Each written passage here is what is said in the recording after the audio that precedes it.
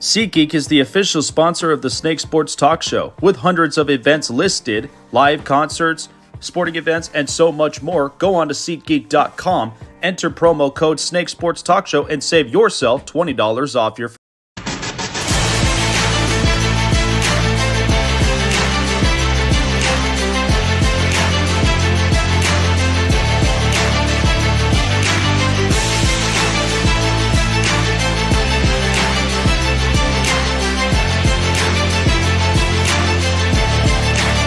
Live from Las Vegas, the Snake Sports Talk Show with Jake Silva starts right now.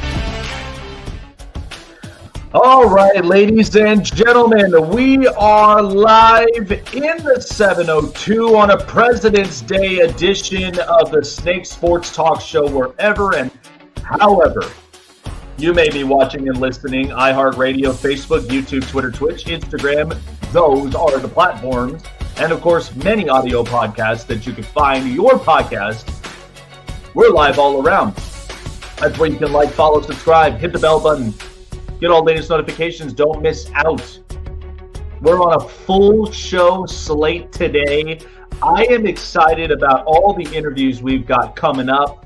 Dan Holmi of the Locked On Capitals is going to be joining us. We're going to be talking a little more on the NHL playoffs. Plus to the Washington Capitals, just the state of the team itself.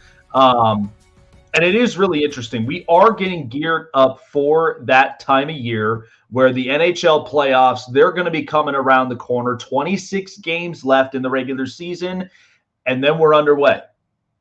We had a really great guest yesterday. Tony Cordasco came aboard, Locked On BGK. You can check him out from there.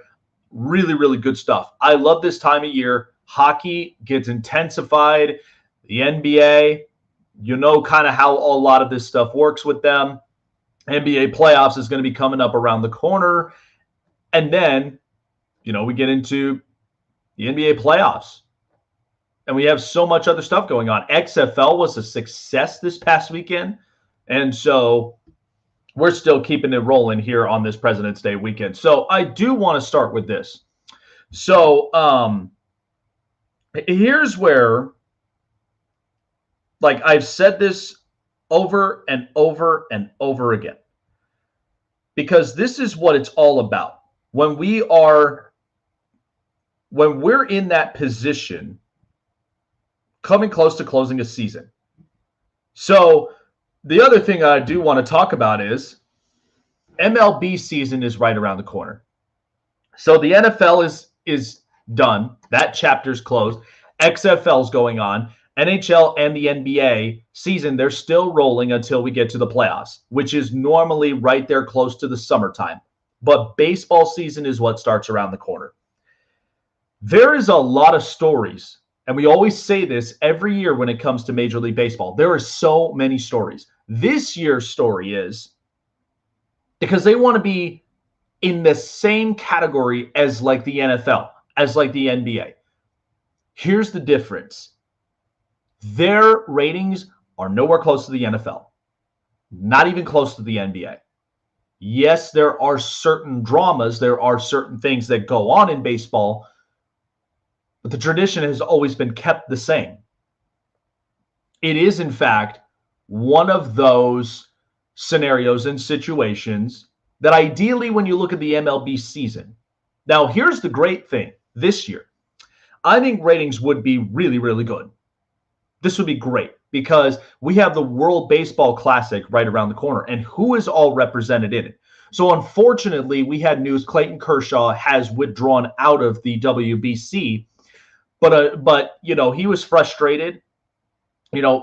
Personal reasons, could not explain why, and I get it.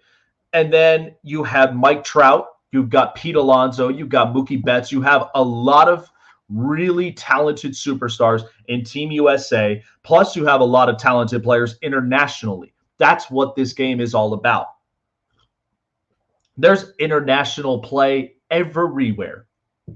I mean, we watch Shohei Ohtani be the unicorn that he is. He's representing for Team Japan. Plus, Miguel Cabrera, this will be his 5th time ever in his career And I think this might be his last one, because he's getting up in age, that he's played with Venezuela and has hit a home run in all 4 of his trips. Could he possibly hit a home run in his 5th trip to the World Baseball Classic? There's so many stories. But Puerto Rico's got a solid team. Dominican Republic's got a really solid team. So the ratings, and if you watch the World Cup just this past year, I thought the ratings were great. The only thing that really kind of took a lot of people by surprise and a little more of the determining factor was because there was a lot of flops. I don't know if any of you caught on to that in the World Cup, but I was a little frustrated because of how many flops there really was in soccer. I mean, look, the NBA, it's flops galore.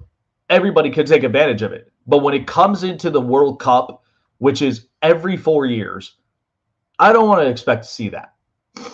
Like, there are calls that are meant to be called, and then there's some refs are going to swallow the whistle. You have to battle through adversity. But a lot of the players, they know that. They know that representing for their respective country. And so why are we implementing more flops? I never understood it. So the World Baseball Classic is going to be something special. Team USA, they're reigning champs. So depending on who wants it more, but you get a chance to see a lot of superstars. And this year they're all over. So they'll be in Arizona. They'll be also in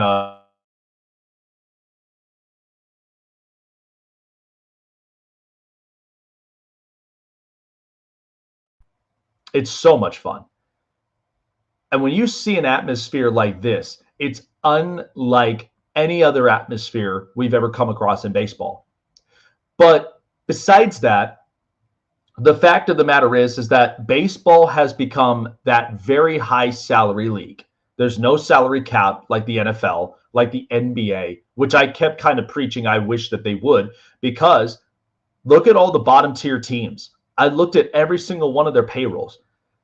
By the way, the A's have mentioned they may be focusing their move into Las Vegas.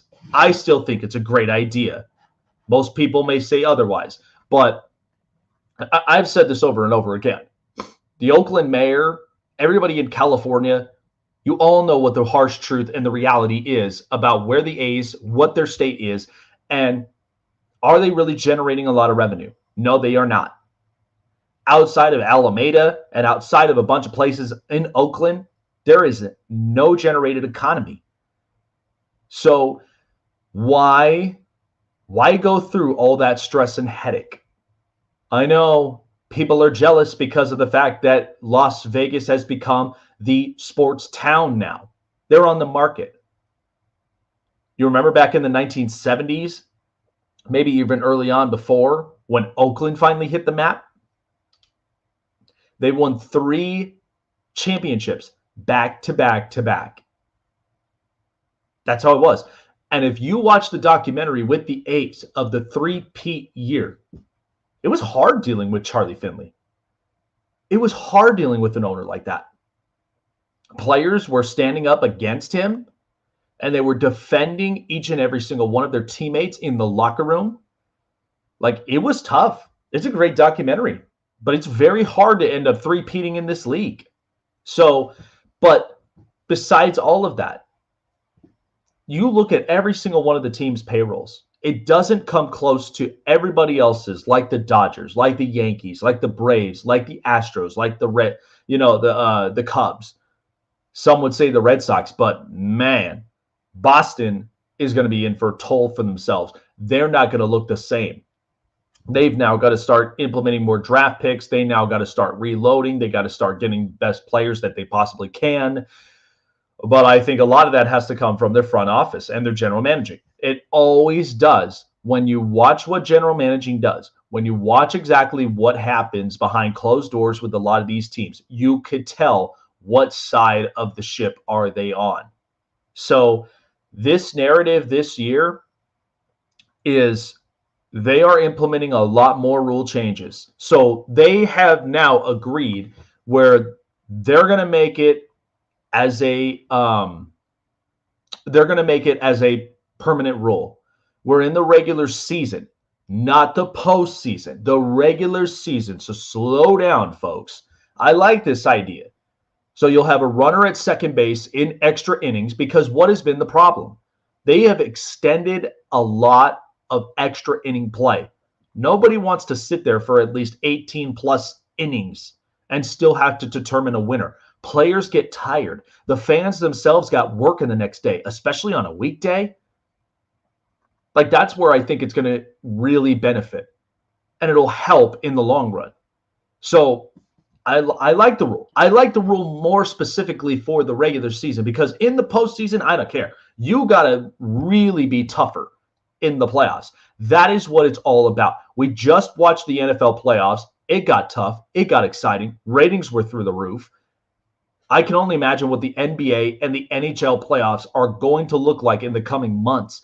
But Major League Baseball, I mean, you had several stories. The Padres, the Phillies, you had the Guardians, you had the Mariners. You had so many teams that got in here this year. And they're already projecting it might be the same teams that make it into the postseason this year. I don't know about that because baseball's always got unwritten stories with other teams that they don't even pay attention to. So it's a possibility. But I like the run rule. I think it works for the regular season because you've got to wrap up games, and so everybody can get to work on the next day. So I like it. I don't like it for postseason because postseason's meant to be pressurized, but regular season I can deal with. Plus, two, everybody's going to be dealing with the pitch clock, which has been, I don't know why it's been such a big topic, but the pitch clock is now going to be very, very strict. And there's going to be so many other rule changes. So that's what the narrative is going to be about. It's about the adjustment period. And that's what the baseball, committee, that's what the league itself is now starting to shift towards because we watched the NFL. I mean, hell, we just watched the XFL this weekend. And I thought their officiating and a lot of their crews did an A++ job. They covered every single angle. They were all over the field. And I thought it was great, too, when they came back with replays. Baseball's got replays, too. But sometimes the umpires, they got to make the right calls. I know a lot of people get flustered when it comes to umpires not making the right calls. I know that feeling, and I know what that looks like. So, to me, I like it. I am not in any opposing stance to this, but I will say payroll needs an awful lot of adjustment. You're paying players almost hundreds of millions, if not billions of dollars just to play a single position. Payroll's got to be better with a lot of other teams. A's, they're no longer competitive. The Diamondbacks, please, they're a snoozer in Arizona. They're just as worse as, honestly, they're not even as worse. They're probably better than the Arizona Coyotes right now, which the Coyotes don't even have an arena.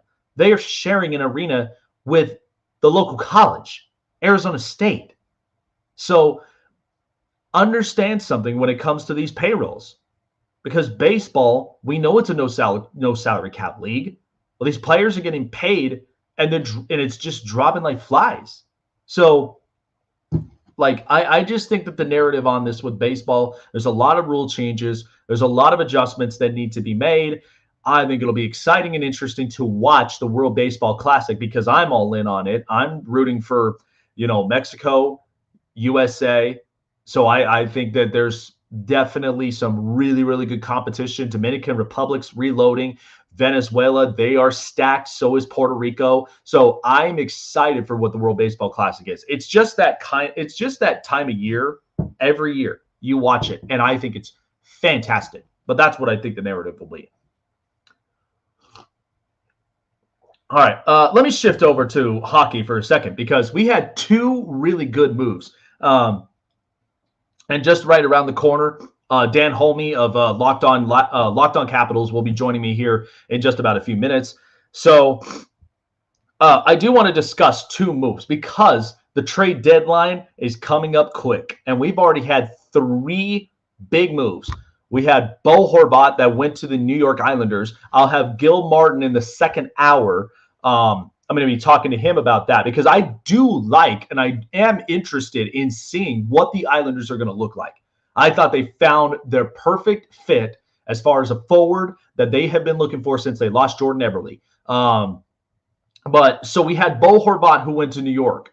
And then we also got, over that weekend, Vladimir Tarasenko to the New York Rangers. I'm in complete awe of that. I think it looks great. I think the Rangers have honestly become that offensive, like that dangerous offensive team. You watch Colorado, you watch Tampa Bay, you watch a lot of these offensive-centric teams. And I think bringing in Vladimir Tarasenko, who was an absolute big fish next to Ryan O'Reilly in St. Louis, and St. Louis is getting an overhaul of picks. So they're at the position now that they're clearly rebuilding. They're not in any way, shape, or form where they may end up potentially shooting for the playoffs because the team's just been kind of inconsistent. They paid Torrey Krug a big amount of money. They paid a lot of guys big amount of money, and now you've got to get first, second-round draft picks. You've got to be willing to reload. This is the stuff I preached about the Vegas Golden Knights yesterday. Because if you don't have draft capital, you're screwed. That's what teams are going to be expecting. And believe me, there's a lot of teams that are already in the works of one of the number one draft picks right now. So I watched, what the Blues are, and they're not close to what the 2019 team looked like. Jordan Binnington was off to a great start, and then all of a sudden, you're starting to hear some anger issues. You're starting to hear a lot about just inconsistency with offense, defense, so many different positions with St. Louis. And that's where they're like, we got to make trades. We got to start reloading. So Tarasenko to the Rangers, I think, is great because he's right there next to Chris Kreider. You've got Mika Zibanejad, Adam Fox, young kids that are in this roster. And Gerard Gallant, who's an offensive-centric coach, very hyper-aggressive too. This is where the Rangers really will work this well, even going into the playoffs, because they made it to the Eastern Conference last year. And they made it with that same fuel and that same momentum. So I think Tarasenko on this roster and in this line really, really works. And Igor Shesterkin is exactly their goaltender. I think it works great. But, and I just think Tarasenko, he was worth the risk. And he's fitting in very, very well with New York, especially when you've got a lot of young kids, even Artemi Panarin. We know he's having a really good year. So this is why this is the Rangers' momentum, and this is their year to really, really push forward.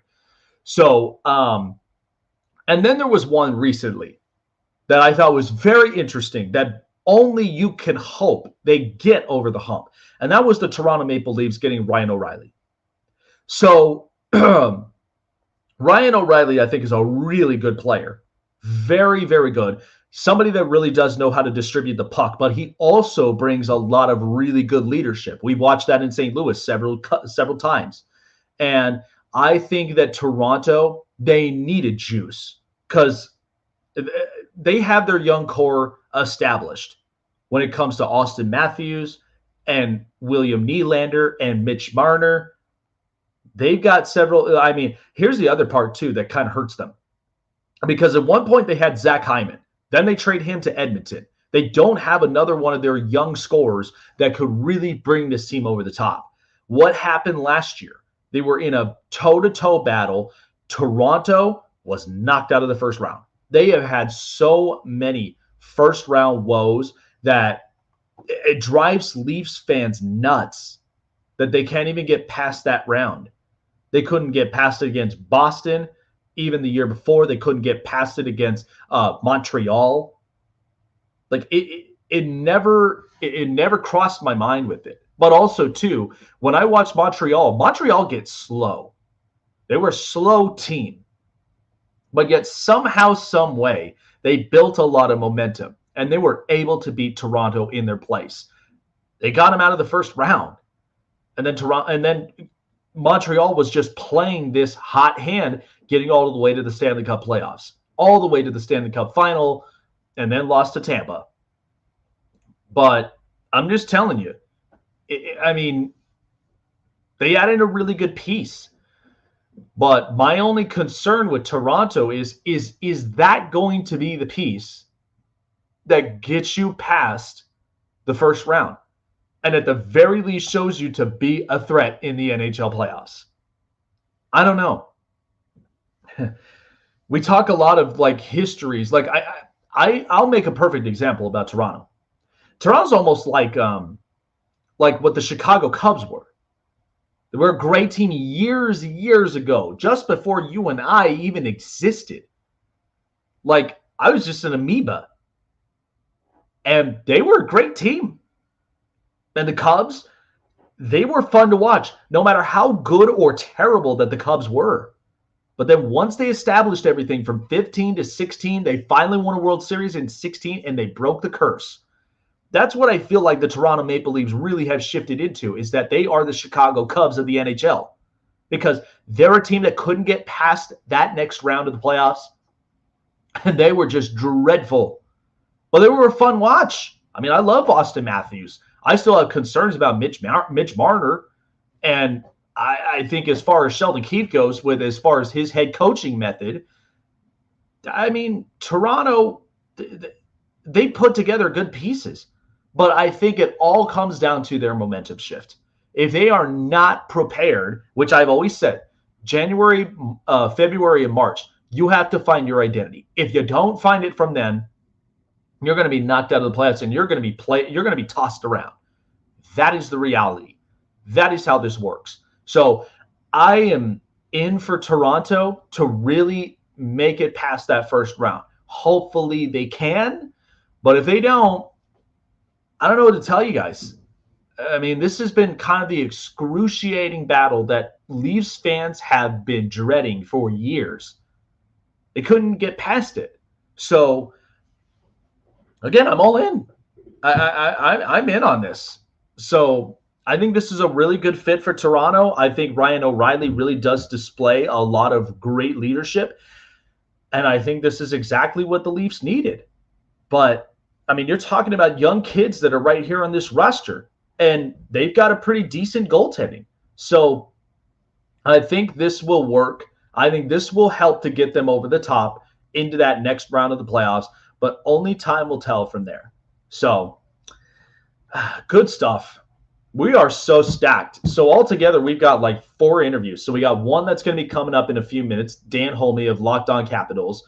Then we've got 2 that are in between in hour 2. And then hour 3, we got one, Locked On Wild, that's going to be with us as well. So we're stacked here on this President's Day weekend. Love it. Absolutely love it. All right, folks. Well, here's the deal. Even though being on President's Day weekend, there's lots and lots of great stuff that I could tell you right now. So this President's Day weekend, I mean, you guys, you and I that are big-time sports fans, even so too, live concerts, live events, stand-up comedies. I do love stand-up comedies. I do like really good ones, but I also do like arts as well. If you are trying to find your seat at the best price on the market, look up SeatGeek. SeatGeek's got you covered with finding your seat at the best affordable price. And of course, easy for both ways. You can be able to get printouts. You can be able to get automatic ticket transfers online, electronically, all for the best price. It's 100% guaranteed as well. And here's the other best part. When you go online to SeatGeek and when you find your seat before checkout, use the promo code SNAKESPORTS for $20 off of your first purchase. I mean, that's a hell of a deal. I know I've got concerts coming up around the corner, somewhere up in the summertime, and you know I'm going to be using the promo code. So go online to SeatGeek. They have got you covered on all of your sporting events, live concerts, stand-ups, and so much more. With SeatGeek.com, promo code SNAKESPORTS. That's SeatGeek.com, promo code SNAKESPORTS.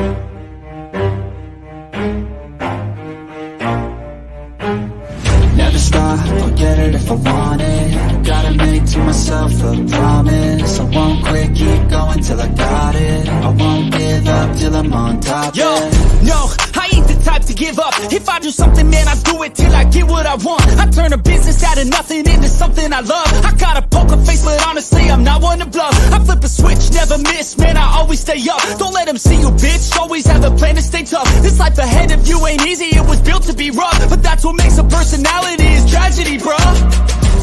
So keep your head on your shoulders. Now we ain't out here moving rocks, we out here moving. SeatGeek is the official sponsor of the Snake Sports Talk Show, with hundreds of events listed, live concerts, sporting events, and so much more. Go on to SeatGeek.com, enter promo code Snake Sports Talk Show, and save yourself $20 off your first purchase. Oh yeah, we are up and at 'em on a President's Day weekend. Jake the Snake Silva joining you on the Snake Sports Talk Show. Whew. Like I said, I really do like a lot of these NHL moves. We've already had 3 big fishes caught out of the sea in just before the NHL trade deadline. So I am curious as to what the rest of the season's going to look like. I think we have a great idea as far as the NHL playoffs are going to look like. So there's lots of magic momentum. Like I talked with Tony Gordasco yesterday with the Vegas Golden Knights. They're on a 5-game streak tear. They've been looking pretty good. There's still concerns as far as their identity, but I think they're looking really, really well. So joining me, covering a lot about the Washington Capitals and, of course, seeing how the season's been playing out with them, joining me live via the Global Satellite Network presented by StreamYard, Dan Holmi. So, man, this season, and I've been talking about it a lot, is that we've seen so many shifts of players going everywhere in the NHL. Now, I know the hardest part all NHL fans are talking about is because it's so cap stretched. Like right now, like you're watching the Avalanche, you're watching a lot of these teams. So as we're getting geared up for the trade deadline, because 3 big names have already been moved, and I like 2 of the 3 because I think Bo Horvat is exactly what the Islanders needed because they lost Jordan Eberle to the expansion draft. So they found the replacement. Vladimir Tarasenko, I think, is going to be on fire for the Rangers. And then you've got Ryan O'Reilly with Toronto. Is that the one piece that's going to get him past the first round of the playoffs? I don't know. So from your perspective, seeing this, is there something that the Washington Capitals, because we know they've been in the playoffs for a long time, is there something they're kind of catching their eyes on before they get into the trade deadline? Well, listen, first of all, thanks for having me on your show here. But I ultimately believe, and this last season was this last week, rather, a good litmus test for this team to ultimately see what they had in the tank. Mm-hmm. It's my belief that they are going to be sellers at the trade deadline. Mm-hmm. This team has just struggled here as of late, and you're getting almost too late into the season to make a push at it. If we take a look at the Metro division here alone, the Capitals sit in 6th place with 62 points, the Hurricanes with 82. So, unless the Islanders or the Pens go on a losing streak and the Caps catch fire, it's my belief that the Caps will ultimately be sellers this trade deadline. This is the first year in quite some time that they've missed the playoffs. So I do think that you are going to see some bigger changes in the offseason. I don't think you're going to see a tear it down to the studs rebuilt. There's been certain promises that were made to Alex Ovechkin that he would be on a competitive team until he retires. So I don't see any huge moves. If you want to take a look here recently, they re-signed Sonny Milano and Dylan Strome. Mm-hmm. Earlier in the season, they also signed Nicholas Aube-Kubel. So I think that if ultimately what they're going to do is make smaller moves, something like that, and maybe stockpile some draft picks for the future. Yeah, and I can tell you, I mean, looking at a lot of these youngsters, because I think that's what Washington's been trending towards. They were trying to get, younger in some positions. I also do think it's really good, too, for certain teams to add depth, because you just don't know who else is going to be hitting the market once the off season comes around the corner. And so that's where Washington, and they're in a position to where they're outside looking in between the Islanders and the Pittsburgh Penguins. So it is kind of tough. And I mean, I can kind of see where Washington, that's a little bit of like, all right, being sellers, you're wanting to keep it to where Ovechkin, he's getting his promise to where it's still being a competitive team. but you're also trying to get a guaranteed deal to where, do we get, draft compensation? Do we get maybe some, money in the cap and maybe somewhere where we can spend it in the offseason, get a real good name? So looking at that, because I know I've always said this, I think Washington and Pittsburgh, they almost kind of have a little mirror reflect because they both have superstars in those respective franchises, but they've always been like those big names you just can't count out. So, seeing that, I've watched this core with, Nicholas Backstrom, John Carlson, and a lot of it. Who do you see on this roster that is very, very likely he may not be in a Caps uniform come this trade deadline or maybe even in the offseason? Are you talking about someone that's probably going to get moved on from? Yeah. Yeah, so I ultimately think that it's going to be Lars Eller. This is the last season of his contract. And ultimately, I think the Capitals have in Hershey, their AHL affiliate, the needed depth that they want to go. Connor McMichael, for example, has been looking for his opportunity. Another player that has not really lived up to his potential is Anthony Mantha. They got in that trade a couple of years ago with Jake Brana. Ultimately a very hot and cold player. And, Caps Nation, a lot of them want to move on from him just because he's an inconsistent goal scorer. The problem is that he has 1 year left on his deal.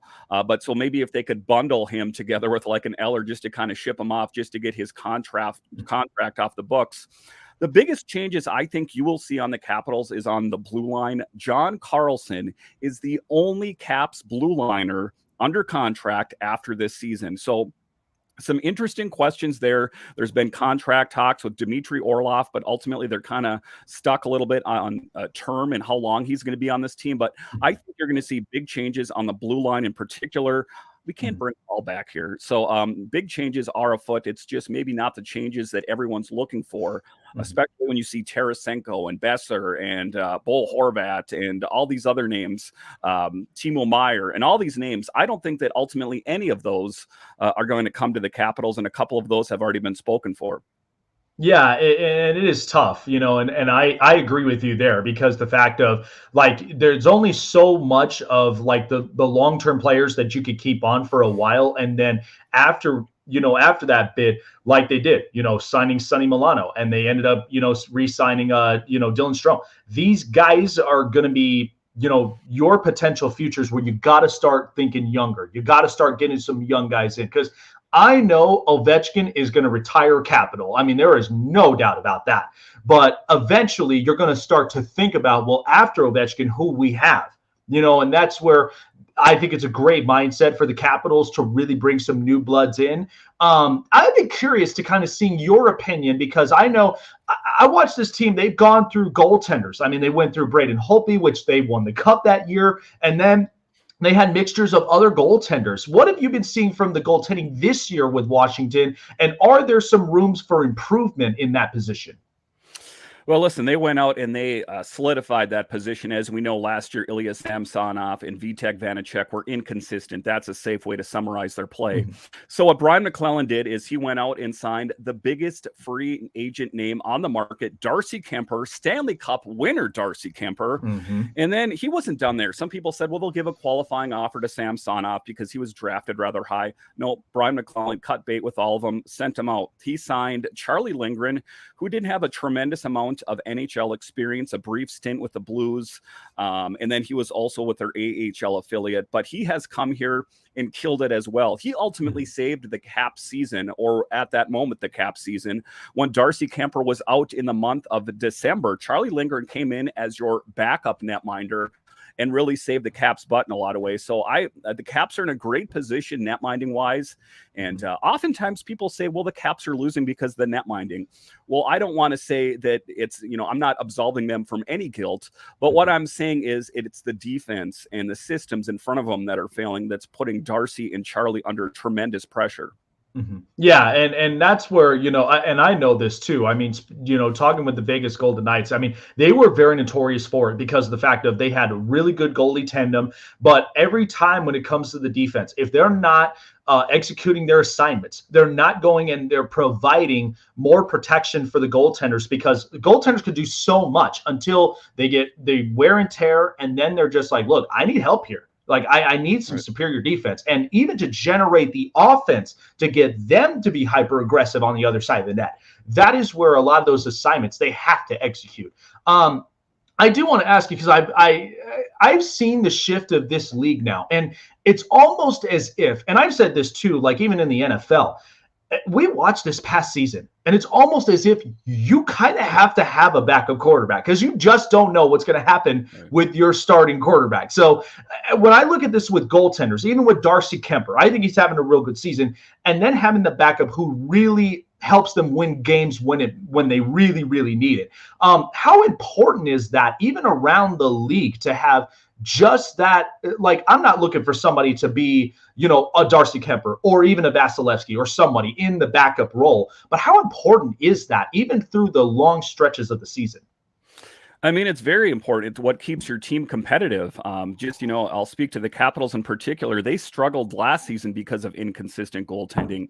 Listen, they tried to retread that tire for 2 years with Samsonov and Vanacek, and it just didn't work. Vanacek, who we lost briefly in the expansion draft to the Kraken, and then through some movements with sending Dylan to the Jets, they were able to get Vanacek back, and everyone is very happy about it. But ultimately, he did not gel with this team. The interesting thing for me is that many of these Capitals goalies, they go on to other teams and kill it. Look at Vanacek in New Jersey. Look at Phoenix Copley for the Kings. An interesting guy who ultimately never found his spot on a regular basis for the Capitals, was revered as pretty much an AHL goalie, and then has gone out to the Kings and killed it out there. Hats off to Phoenix Copley. A guy that struggled with his team for years to find a spot. And like you spoke of, it was Braden Holtby. And there was always just, the Capitals always have such a depth at the goalie position that it was hard for him to find a spot on there. But to your point, I mean, just take a look at what Copley's doing with the Kings out there. I don't think that it was ultimately ever in the script for him to take on such a load playing with the Kings there. But, based on injury and inconsistent play, that's why you see him thrust into action. Being that you are a Vegas-based show here, I do believe, the Golden Knights, they've struggled, previous seasons with different goalies. Marc-Andre Fleury, who showed flashes of greatness. But to your point, goalies are integral to a team, of course, but they're only as good as the defenseman in front of them. You can have the greatest goalie in the world, and if the defense is poor, they're going to suffer. One other point for the Capitals, Braden Holtby, one heck of a goalie. Between him and Grubauer, they won the Stanley Cup for the Capitals. Holtby went out to Vancouver. Guess what? Played horribly because there was a horrible defense in front of him. Subsequently, then he went to Dallas and killed it. So, a goalie is only as good as the defense in front of him, but it can be a game changer. And I think for a lot of teams that are kind of on the cusp of making the playoffs this season, see big movement with goaltenders as we head towards March 3rd. Yeah, you're absolutely correct about that, because I have always preached that about it, because if you're not there with a solid defense up in front of you, that is where it becomes a complete momentum change. And you're just now at that point where you're in your own head. You can't even make the big stops that a lot of like your teammates, even the franchise, is expecting you to. But you still got to, I mean, everybody's human. Everybody makes mistakes, but you've got to be able to correct those mistakes for the right reason. So I've always said this, and man, I always love it this time of year when the NHL playoffs come around the corner. But I've always stated this, is that January, February, and March, you've got to be willing to find that identity and establish it. I think there's a bunch of teams, like I could give you an example. Dallas Stars, they're defensive minded. That's their identity. They look really good defensively, but Jason Robertson's making a tear right now with the Stars. And then I watch, Colorado, hyper aggressive offense. That's their identity. So when you are on the outside looking in and the rest of this league, are there some teams that stand out to you that kind of have that identity set, and maybe some they may end up struggling in the playoffs because they can't seem to find their identity late in this season? Well, I think that, based on this last Stadium Series game that the Capitals got demolished in, I do think that the Hurricanes are going to be a team to be reckoned with. They are number one in the Metro. And, under Rod Brindamore's tutelage there, I think that he's really got that team dialed in. And I think that's the team to beat. I know that there's teams in the Metro that are trying to make a push. You see the moves that the Rangers are making, primarily Tarasenko. You look at the Islanders that were underneath the Capitals. They pick up Bo Horvat, and look at what that's done to them. That's even bumped them on top of the Capitals. So, some of these teams that are on the fringe, it's going to be these small moves here and there that's going to bolster them to the top. But for me, speaking to the Metro in particular, I mean, if you want to even widen the lens a little bit, take a look at Boston. Mm-hmm. Boston's one heck of a team. You take a look at the Hurricanes, pit those two teams together. Wow, sign me up. I want to watch all kinds of that. But it is going to be interesting going forward to see what shakes out. You're starting to see some teams kind of jostle up and down a little bit. In the Metro, though, it's pretty locked in. It's the Canes, it's the Devils, it's the Rangers. And, pretty much those guys, you take a look at the Rangers and you take a look at the Islanders, they put their guns on the table and they looked at everyone else in the Metro and said, what are you going to do about it? So what are you going to do about it? And ultimately the Capitals, I'll speak to them. Even if you brought a big marquee name in, I don't think, say Tarasenko came here, say Bo Horvat came here, say they both came here before they got moved. Mm-hmm. I don't know if that would have made a difference. It's just the total package of this Capitals team that is struggling. You take a look at it, Wilson and Backstrom. Wilson, who has missed almost the entire season, was in the top 3 in goals this last season. He's missed almost primarily this entire season. Kuznetsov has been inconsistent, and Ovechkin has missed some time here due to the passing of his father. So there are a lot of moving pieces that contribute to the Capitals' success and failures, and as a whole, the NHL, their wins and losses and how they're going to fare. But I think that this trade deadline, March 3rd, is going to be most interesting. I see big names getting moved on contenders. Teams like the Caps probably going to be a little quiet.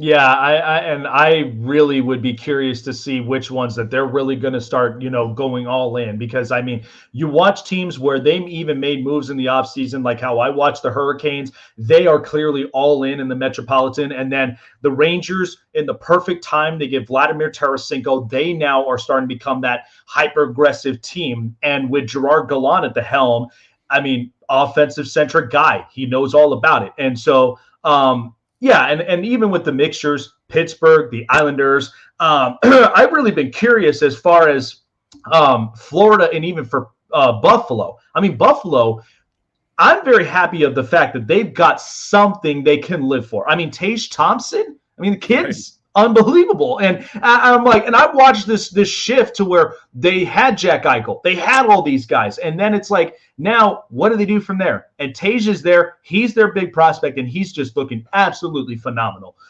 So for the Capitals, I mean, I know it's a long, long history with Alex Ovechkin, and I know taking time off to being with his family, I respect that, and that's exactly what you would want for a great player who's won a Stanley Cup, who's obviously broken records. We just seen him not too long ago move up the ranks with, the goal scoring leaders. Will we at some point, and I mean, that guy could honestly play forever. I mean, when I look at Russian players, it's like they got no stop button. Like they could just play for a long, long time. Will we eventually see Alex Ovechkin really make that mark to surpassing the great Wayne Gretzky at goal scores? I think we will, and I'll answer this question here, and then I got to run because I got a show lined up here. But right now, Ovechkin has 812 career goals. His projected season when he's supposed to pass and surpass Wayne Gretzky is the 24-25 season, 83 goals until he reaches his target. I do think that it is possible for him to catch Wayne Gretzky. He caught Gordie Howe, and he caught all these other guys. The biggest thing for Ovechkin is staying healthy. He's got to stay healthy. And, he is the Russian machine that never breaks, but we are seeing some injuries pop up a little bit the older he gets here, but he is pretty resilient. In past seasons, we found that he's played with, a separated shoulder and some pretty major injuries. So he is a tough guy. He can play through a lot. The big thing for Ovechkin is staying healthy, and I ultimately do think he is going to catch Wayne Gretzky. There's no doubt about it. Oh man, I would love to see that in the game where I'm gonna get my popcorn ready, watching just greatness behind us. I mean, hey, we watched LeBron James be the all-time scoring leader, passing Kareem Abdul-Jabbar. So to see Alex Ovechkin do it against a great Wayne Gretzky would be just absolutely phenomenal. One in the record books. Well, I appreciate your time here, Dan. Where can people find you to get everything Washington Capitals? All right, you can find me on Twitter. It's at DanCaps218. You can find the show on Twitter. It's at Locked On Caps. And then, of course, the podcast Locked On Capitals is available wherever you find your podcasts, including YouTube. Well said from there. Thank you so much, Dan. Appreciate your time, and good luck to you and the Capitals. And we shall see what the trade deadline will really be, because it's going to be some hot stuff getting geared up for the NHL playoffs. Thanks, man. Take care of yourself and have a great rest of the day. Thanks for having me on. Absolutely, man. Great stuff. And you know, it is really, really awesome. Like, just to see, because Alex Ovechkin is obviously going to be a Hall of Famer. There is no question, no doubt about it. I think it'll be one written in history where, like, again, we watched LeBron James surpass Kareem Abdul-Jabbar. He's now the all-time scoring king. I loved it. I also do think that, you know, a lot of these records, because even in Major League Baseball, nobody is going to break the way that the league is shifting. Nobody is going to break Joe DiMaggio's great record of 56 straight games at all. Nobody, not anybody in this league. And then the hits total leader, Pete Rose. I have been saying this several times. Can we get Pete Rose in the Hall of Fame already? Like, I know back then with the gambling scenario and that situation, I know it was a bad look for, you know, the Cincinnati Reds and even for, you know, Pete Rose, but it doesn't change the fact that the guy has been Charlie Hustle for years. The guy has had that many total bases, that many total hits, and he's not a Hall of Famer. Like, and they kept him away and away. And you notice the trend where they've been inviting him to a lot of different events, especially being an analyst for Major League Baseball and a lot of these different places. Can that please just open the door to talk about this again? Because we're not letting Barry Bonds into the Hall of Fame for whatever reason. Like, we're not even considering it. Look, I understand with Rafael Palmeiro, and I understand with even at Sammy Sosa and a bunch of other players, but still, most home runs, like, I could go for that. Most hits ever by a player, sign me up. Let me watch LeBron James surpass Kareem Abdul-Jabbar. He's now the scoring king, okay? And he's probably got 2-3 years left of his playing career. He wants to play with his son, Bronny. So I'm watching Alex Ovechkin right now and doing what he does best, being a hyper-aggressive scorer, being that guy that's going to honestly take it to the next level. I will be there at the time, sitting up on my couch, feet propped up on the ottoman, popcorn is ready, and I'm just going to enjoy watching that show. Because I think Alex Ovechkin, he is clearly a first-round ballot Hall of Famer. Especially, too, when you're coming into a draft pick, when you had him and Sidney Crosby, both great players, that's going to be exciting for sure. But yeah, he's right about that with the trade deadline and the fact that they're big names that are being changed, that are honestly on the move, and it really does shift the team's momentum. But it depends on how they really work the deals. So I think that the Capitals, I thought too that they also are sellers. Because I think that the team, they have to literally find, they got to find consistency. They don't appear to have it. It doesn't seem to be working best for them. But I think Darcy Kemper really does fit the bill for their goaltending situation. But the blue line and the defense, I mean, outside of John Carlson, they have not found consistency there. So I feel like even if you're giving up some offensive players, re-signing Dylan Strome and re-signing Sonny Milano really does help to keep depth and to keep a balance in their offense. But I think they really have to consider moving away, maybe some offensive pieces, maybe getting somebody from the outside coming in to really shape up this team. So I'm going to take a break here, but we'll be back with more of the Snake Sports Talk Show.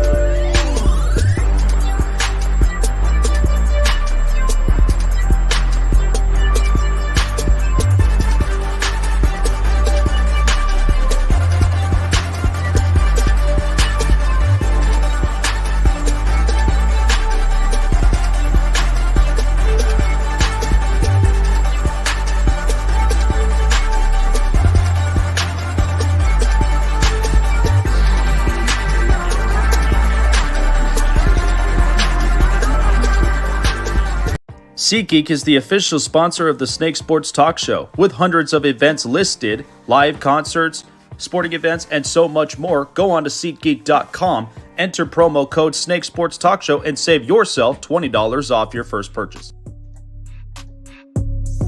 That's right. $20 off of your first purchase when you go on to SeatGeek.com, enter promo code Snake Sports, $20 off. Sporting events, live concerts, stand-up shows, and so much more with SeatGeek.com. Don't lose your seat. Promo code Snake Sports. So I really have been thinking about this too. And I'm looking at a lot of teams that are there in the NHL. And a lot of them, like I've always done a segment on the show, trending up and trending down. So we're getting geared up for the NHL trade deadline. And we've got two great interviews that are going to be coming up here next in hour number 2. But I figured, doing a little bit of some, trade ups and trade downs. So I think this is going to be really, really fun. But here's what I think with as far as some teams. I'll start with the Western Conference. And because I really do think that there are some teams that we already kind of know what their identity is. So trending up. So here we go. Jake's trend up and trend down. Here we go. So here's where we'll start with from here. So let's start in the Pacific Division. So right now you've got the Vegas Golden Knights. So they're already on a 5-game win streak. I think they are definitely trending upward. Here's what my main concern is with the Vegas Golden Knights is that what is their identity? I have not seen it now for the last couple of months. And listen, their identity should never be, well, Mark Stone's just a really good aggressive scorer. That is not an identity. That is not an identity. And I think that the Golden Knights, they're on a great tear. But I do think that part of it, they've got to really reshape what their offense is because some guys are not getting consistent in some places. The defense is really working their tails off, and then you've got real good goaltending behind Logan Thompson and Aiden Hill. So I'm not saying, I don't think these are unproven rookies. I don't think so. I think these guys really have proved themselves. They've been thrown in the trenches. I watched the game against the Winnipeg Jets, and I thought Aiden Hill was great when I watched him up front. And I think the team, they're trending upwards, but how far of that can they get into before we get into the trenching months, with 26 games coming up?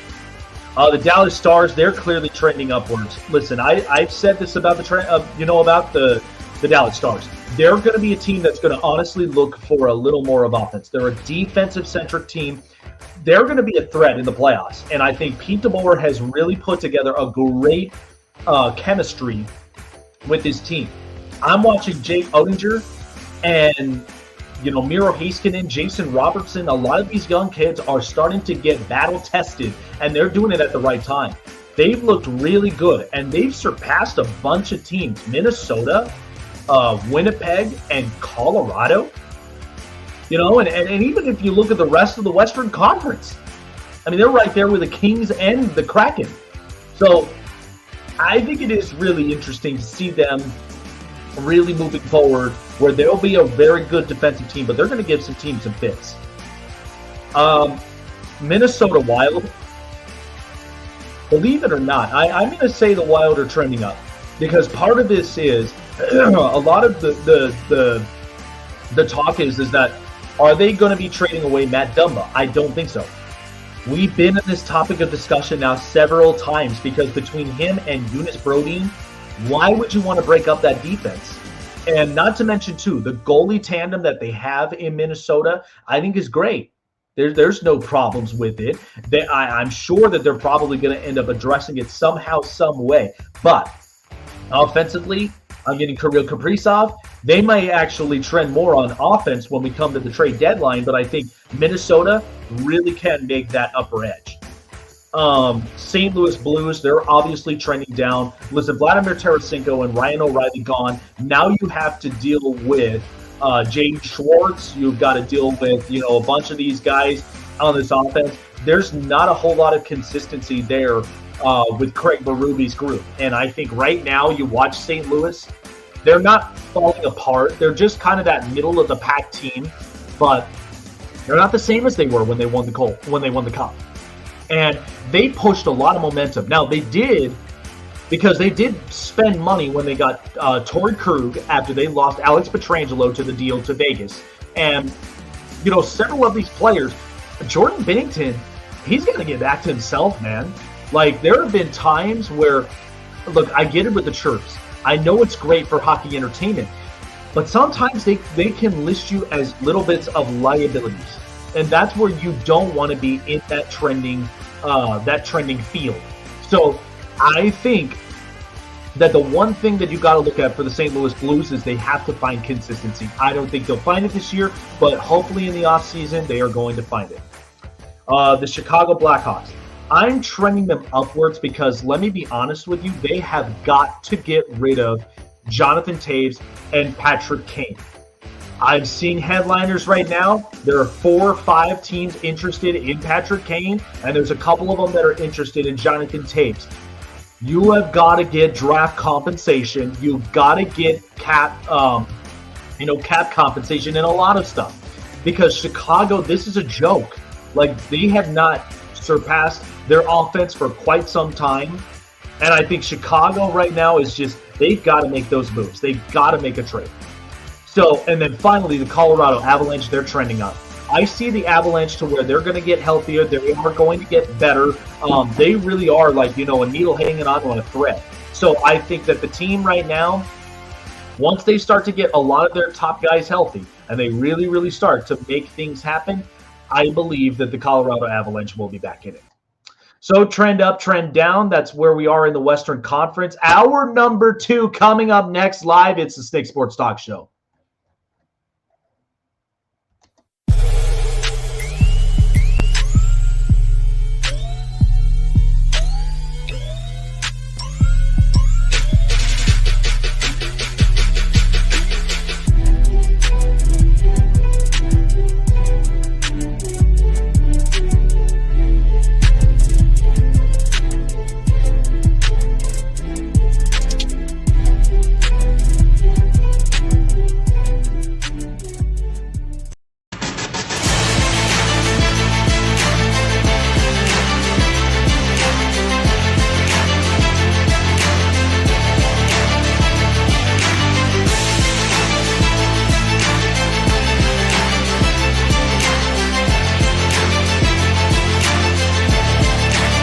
Live from Las Vegas, the Snake Sports Talk Show with Jake Silva starts right now.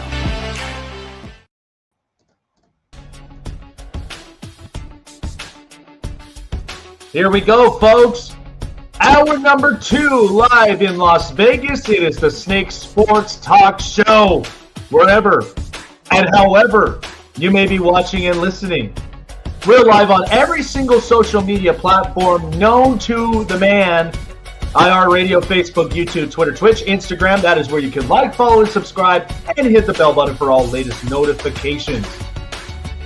Great hour one. Dan Holmi that was with me here earlier talking some Washington Capitals and the NHL playoffs, getting geared up for March 3rd, which is the NHL trade deadline. Lots and lots of great moves. Well, now we're shifting into hour two.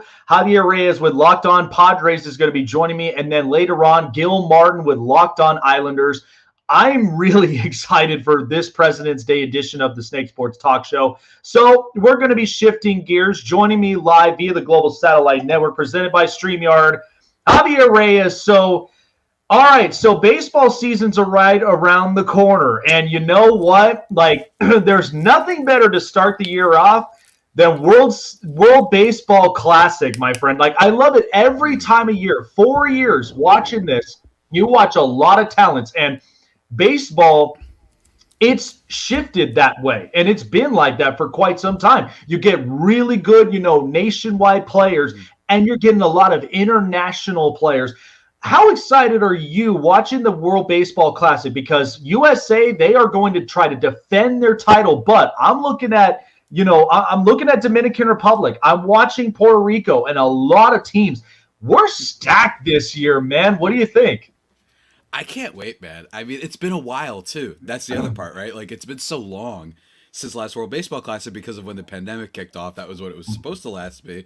And, the world ended, so we had to put it on pause. And now it's really, really exciting. And also, as the Padres guy, like, there's a lot of really great Padres players in this. So it's almost like this double sneak peek spring training. You're going to have spring training stuff where everybody can gossip about stuff that ultimately probably won't matter. You know what I mean? Like, it probably won't matter that blank pitcher gets absolutely torched in 2 minutes, but it gives us that, and it gives us that as fodder, and then it gives us the World Baseball Classic where we just get to see these guys in high pressure games, games that matter, and you're actually, you can't build on it necessarily for the regular season in baseball, but it's just really fun, man. Like, I love it so much, and I do love that it's one of the few areas where baseball has been kind of completely open. Like, there's no unwritten rules, there's none of that, really, because if you do that, if you start throwing at guys, it looks a lot worse when you're throwing at Puerto Rico. You know what I mean? Like, that's weird, or Venezuela, or China, or wherever. Like, it's any country.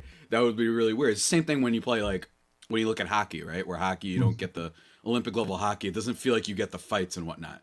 And believe it or not, I actually don't mind the fights as much as hockey, but I think that's a big thing, because at least in hockey, it's like, no, we're doing this. Like, let's go. You know what I mean? Not no behind the back, or we're going to hit you with a fastball and I'm 90 feet away so you can't hit me. None of that. I'm going on a tangent, but yeah, man, I'm super excited. I think it's going to be a blast, and it's just extra baseball. I don't think there's anything wrong with that ever. Yeah, no, and I agree, man. I mean, I absolutely, I've grown up watching baseball. I played the sport as well, and I've had a lot of, big-time sports names to where, my biological father, he was scouted by Mike Lieberthal's dad. And so by that point, playing shortstop. So a baseball pedigree, in my back pocket, even for my stepdad, who played high school with the Kansas City Royals Hall of Famer, Mike Sweeney. He was his backup catcher at the time. And then just to see him grow and be a Kansas City Royal Hall of Famer, I mean, it's something special. So I've been around the game and really love, just the energy. And honestly, baseball taught me a lot of life. And that's where you see a lot of these adjustments that are coming in now because the talent is getting so big. But the other part is too, and we'll get deep into that a little later on, but I've said this in the show earlier, is that I like this run rule for the regular season, not the postseason, but the regular season, because nobody on a Tuesday night really wants to be staying up until the 18th inning because they got work in 3 hours, and then they've got to get rest. They got to be even when you got kids on a school night, I honestly like a little of that speed, a little bit of that tempo, because like in hockey, they go into overtime. If they don't score a goal from there, then they go into this shootout. And I think that is great for the regular season. In the postseason, completely different. What were your thoughts to the adjusted rule change? Because I think we're getting to that point now. This season's narrative is about rule adjustments, and it's, adding the extra runner, It's adding, that pitch count and really redefining what that means. So what are your thoughts on this season? Look, man, first of all, I just think that in general, it is rich if there are people who follow baseball thinking that based on the trends that have happened over the last decade, that this sport should just stay the way it is and it should remain stagnant and it shouldn't try new things. No, actually, every sport has had things that have changed. The football has adjusted the catch rules, some for better or worse, whatever. And then the NBA, the shot clock back in the day used to be like 58 million hours long, right? And I think that one's a little bit more correlates with baseball. And you brought on the right guy, man. I love the zombie runner because for me, I just look at it almost statistically, where it's like, all right, this is going to affect maybe how many games overall for your team this year? Like 9 or 10 or something like that. There's 162. Okay, I don't think it's that big of a deal. Again, in regular season, I agree with you. In the postseason, we don't need extra tension and extra different rules to make the game exciting. It's already exciting in the postseason because every game matters. I don't understand what's the big deal of in August and the dog days of summer if it's like, hey, it's kind of cool. It makes you also kind of want to tune in to some of these other games, almost like it's a tiny bit of a red zone factor where you're like, oh, it could just be a single that can end this next game. And there's something exciting about that. I just like that it's different. I like that we get to see something a little bit different. I like the Field of Dreams game because it was different. It's such a long season that I don't understand why people complain so much about it. You're not going to see it that often. Oh, well, we lost on a bunt and a sacrifice fly. Well, then you should have won before, right? That's just, unfortunately, that's how it is, So I'm super excited for that. In terms of the other rules, look, it's going to be an absolute crap fest for the beginning. And you're going to get your take extraordinaires. They're going to log on to twitter.com or they're going to hop on the radio mic, such as yourself, but not necessarily you specifically. You're going to get your Mike Mad Dog or whatever being like, this is the worst thing that's ever happened to baseball. Because I bet at the beginning there's going to be a lot of weird strike calls and a lot of weird walks and all that because guys are getting adjusted to it. Everyone has been warning about this. Will people listen? I don't know. If people will listen, but we'll see. I just think that overall it's great, and some friends of mine that I know really call minor league games and have experienced the pitch clock have been like, it's the best, man. Yes, at the beginning is a little weird, but saving time, 30 minutes on average, that's the low end of how much time you're saving. That's huge, man. It's 162 games, so that's always my big thing. I don't understand the resistance to change when the season is so long, that's the dreadful part because of the fact that the pace of play is slow and it's long, man. And we're living in a caffeinated society. Everybody just has to get it quick. If it wasn't for Uber Eats in a lot of these places, we would not. For real, it's just you've got to have it right at my doorstep. And even for Amazon, I got to have my package here, Prime delivery and such. So my thought with it too, because I've grown up to where, playing ball and what I was taught, and I've had a really, really good hitting instructor who was a former major leaguer, and that was Bill Madlock. And he taught us a lot about hitting the opposite way because he looks at the trend of baseball. Everybody's trying to kill the ball. Everybody's trying to hit that long home run ball. But he said, I hate that, because it's if you get a home run, great. Everybody's chicks dig the long balls. I get it. But what really stands out from the boys to the men, if you're able to hit that right center gap, and when you've got runners at second and third, you are ultimately one of the greatest players that can play this game. And I watch a lot of these players where they do that because it's situational play. And when they took away the shift rule, here was my thought. Why are the players not bunting down third base? If you're a lefty, why are you not going opposite way? Because that's a free base for you. But everybody's like, no, you gotta swing for the fences, you gotta do that, you gotta make your payroll. And I've never liked that. I was like, it doesn't make any sense to me to get rid of the shift rule because you are being challenged. You know what you got to do? You got to outsmart them. Bryce Harper did this. Robinson Cano did this. These guys knew when I get shifted on, you're not getting me out. I'm getting a free base. So it's I never understood that rule. I never understood why hitting coaches are not implementing this more often because that's where true hitters come from. Home run kings, that's great and all. but I've always paid attention to the batting averages and the RBIs, because if you are a guy that's hitting above 300 or more, you are deemed like the best player in baseball. And with the runs batted in is even a bigger plus, because you are that run scoring machine. So that was always my thought with it. I've never understood with the shifting rule. I think it's kind of it's comical to me, but I think the rest of them, I'm with you on that. I think having that shift, because you need to fasten the game. You need to make it better to where, because look, you're not going to compete with views over the NFL or the NBA. We're just not. It's just not that kind of sport that's going to get that much media attention. But you can make it better to where, I've even said too, maybe even lessen the games a little bit, because it's not like 162 games. Yes, it's a long season, but maybe it doesn't even have to be like that all the time. I mean, I could settle for 125, even 130. And then I'll be fine with that. You'll still have your playoff teams. It also gives other teams that are low payrolls a chance to really, regroup, redevelop, get more talents in. So I'm curious to see what you think on this before we talk Padres, because I'm looking at the payroll systems for a lot of teams. And clearly the Dodgers, the Braves, the Cubs, even the Padres and a bunch of teams are starting to surpass that payroll, because it's a no salary cap league.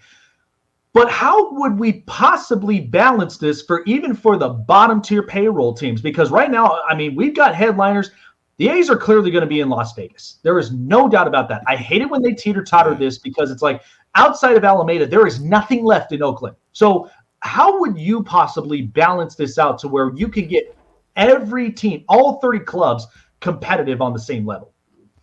Well, that is the question, my friend. That is the question. Yeah, the poor A's, just for decades, their own owner essentially just try to sabotage their franchise and not pay, and then say, "Oh, nobody shows up." It's like, well, yeah, man, because you didn't do anything. There's like, I mean, have you seen the Coliseum? It looks like this thing's from the 1920s, right? And that says a lot, considering there's plenty of old stadiums that it feels old. I think that it's really tough, right? Because on the one hand, I do think that it says a lot with this like tax committee thing that has been formed, where like Dick Monfort of the Rockies is part of it.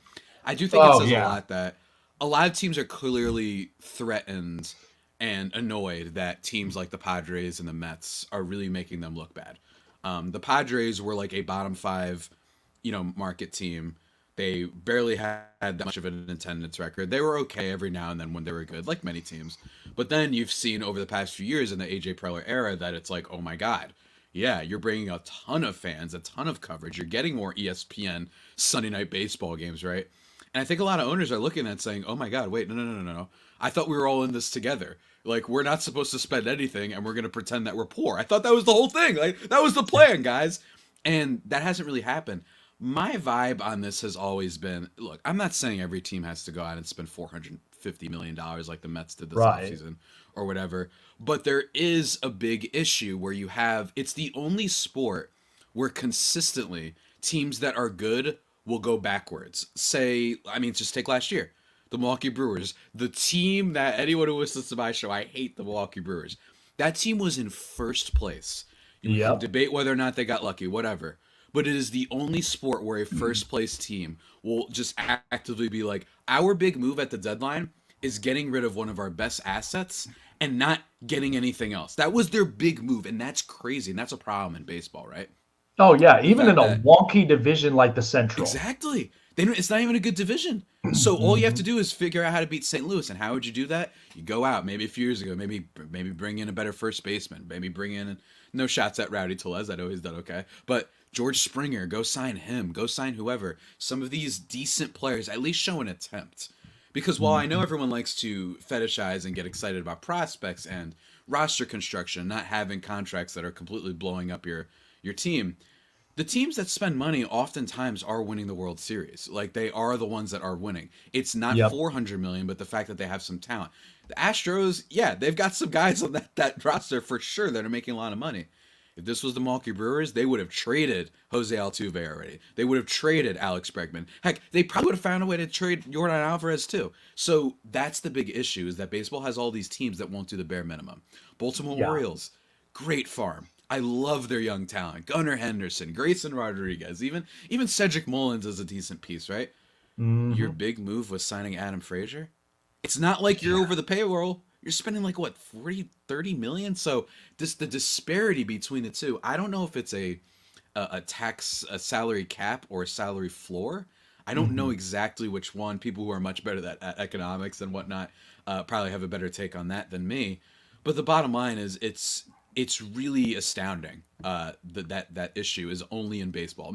Like, imagine in the NBA right now, the Denver Nuggets, they were like, actually, we're trading away Jamal Murray and Michael Porter Jr. It's like, what? Like, that would be crazy. And I think that's the big problem. And I think one of my favorite things was last year during the lockout.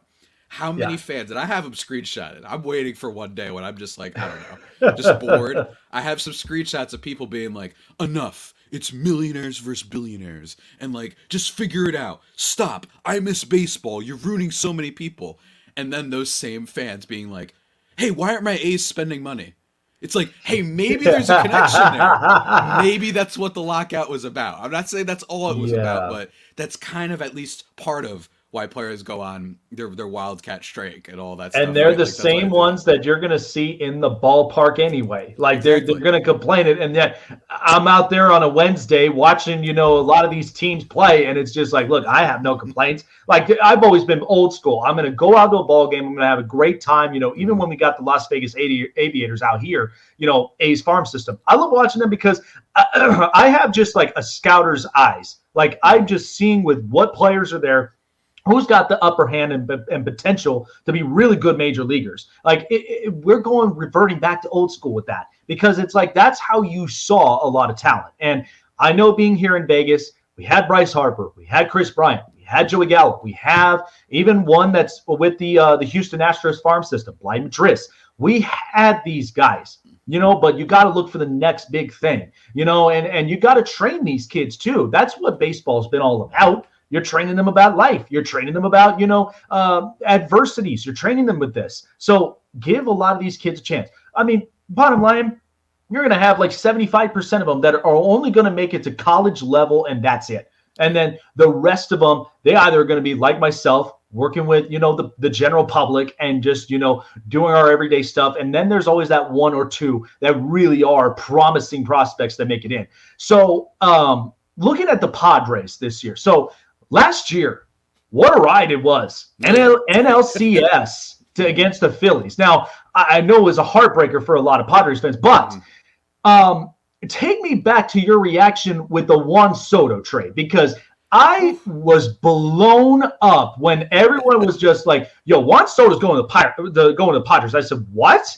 Like, listen, I'm a diehard Charger fan. I've said this. I said, ever since the Chargers been out of San Diego, I knew they were going to make their money's worth somehow, because if you still got the Padres, you still got Petco Park, and you're right near the beach. I mean, that's where they're invested in. So what was your reaction to that Juan Soto trade? And like, how does that, like, it felt like the planets were realigning for the Padres, right? Oh, yeah. I mean, and also, for the record, yes, I am a sad Chargers fan myself. I'm glad I have an ally. That's really great. Tough times, as always, with that team that finds a way. Oh, good God. Absolutely finds a way every year. Look, it's so funny, because when the Juan Soto trade was happening, it's just, this is the stuff you live for. And I think that's why a lot of Padres fans, because they're not known for making these moves, a lot of people are like, you know what, screw it, I don't care. This isn't the Yankees or another team that has made superstar moves before. The Padres have never done this. So for them, they're looking at prospects and be like, I don't care. And I'm like, I understand that more than I would understand that for some other teams, right? Because they're just not used to it. Right. This is a team that not so long ago would not pay, Chase Headley. Right, like they wouldn't pay him for like. Oh God, I've been in that era where you guys had Chris Denorfia, you had Carlos Quinton, you had all these Alexi Amarista. Like, what? He's a sleeper this year, guys. Draft him in fantasy. Oh and God, then I'm sitting there on my laptop. Look, it was a work day. I admit, I'm decent enough at multitasking, but I'm not gonna lie, half of my attention was elsewhere, usually at my phone. And it's just like, oh my God, like my heart is beating and everything. And then my mom is on the phone at the time, so I couldn't shout like a lunatic. But it was just like, oh my God, I get the Jeff Passan notification. You get all that rolling out. And it was just, that is what you live for in sports. It really is. It is the best feeling ever. And I don't know if it's necessarily going to result in a championship, but the fact that they even did it.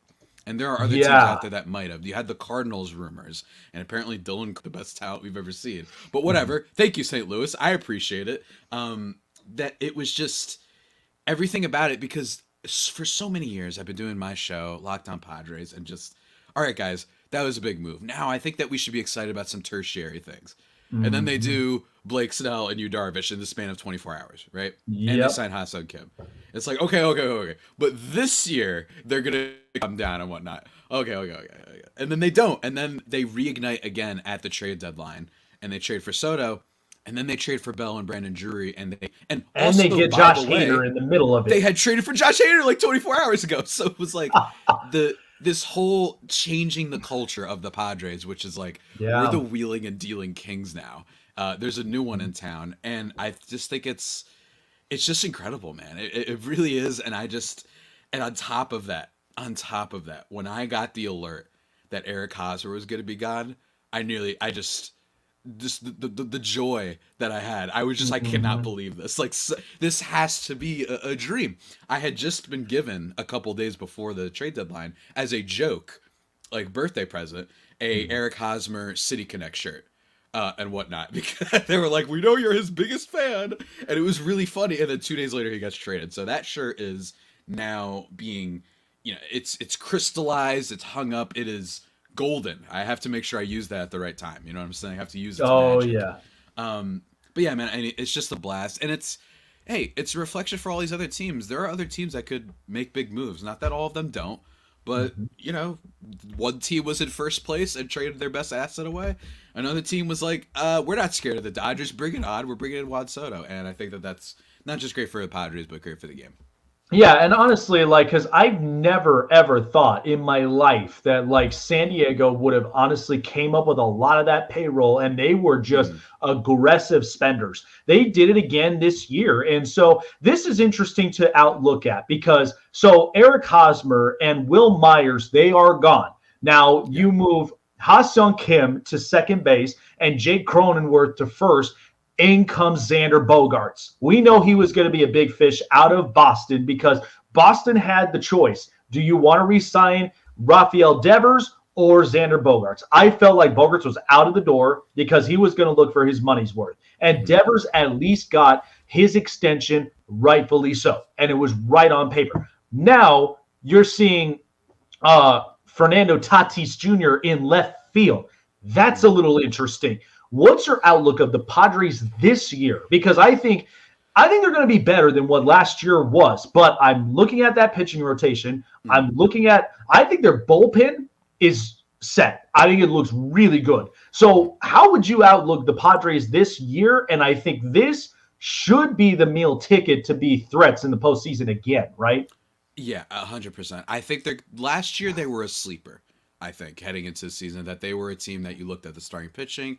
You still had Manny.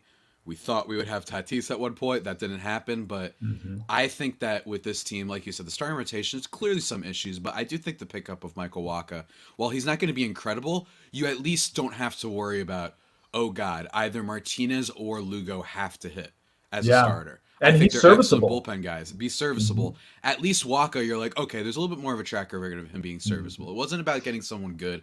It was just about getting a guy to fill in the slot. So I did like that move, regardless of my opinions on Wacha as a pitcher specifically.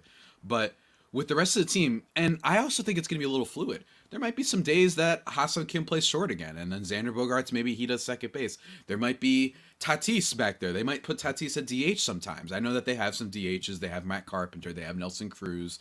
It's going to be really interesting. I think that there's going to be a lot more wiggle room with this Padres lineup, and I trust Bob Melvin to kind of manage that. I think it's going to be cool. Like, managing, platoon splits and all of that stuff. When are you going to bat, Cruz? Like, is Cruz going to be back in general? Is Matt Carpenter's power going to hold up from what we saw last year, which was pretty incredible. He just turned into Ruth for like 48 games. So I'm Yep. really curious to see how that pans out. And with the pitching, all they have to do is just be fine enough. And I agree with you. I think the bullpen could be absolutely dynamite this year. I think Robert Suarez is like a top 10 relief pitcher in the league. I think they know that, and I think that's why they paid him this offseason. And Hader, I think, is going to be excellent this year. All of the statistics, for the most part, seem like, yeah, there's going to be a little bit of a bounce back. I'm a little bit skeptical, but still, it sounds like he's going to be great again. And if Drew Pomeranz can be healthy, and if for some reason Nick Martinez or Seth Lugo, they figure out their pitching rotation, maybe an Adrian Morejon breaks out or whatever, Jay Groom, these type of guys, then you get those guys to be in your bullpen. And those guys have shown a very successful track record of in the bullpen, especially That's right. Martinez as of late. Martinez almost practically got paid because of how good he did in the bullpen towards the end of last year and in the postseason. So that's what I think. I think they're going to be tremendous, and I think that adding the Bogarts, which first of all gave us two things. It gave us Xander Bogaerts, and second, it gave us that hilarious Boston Globe article of Chaim Bloom just sitting in thought, contemplating like it was the end of some artsy movie, like you know what I mean, like the end of Moneyball or something like that. Just like, where did I go wrong, man? And I'm like, this is the funniest thing ever that the Boston Red Sox are pretending to be poor. But anyway, I thought that was incredible. And with Xander, obviously there's some questions about everybody, but the possible Justice League lineup that the Padres have, not to mention if Grisham can just, I don't know, hit above 200, if Jake Cronenworth can bounce back a little bit, if Ha-Seong Kim keeps improving, those are awesome role players. And then the Justice League lineup of Tatis,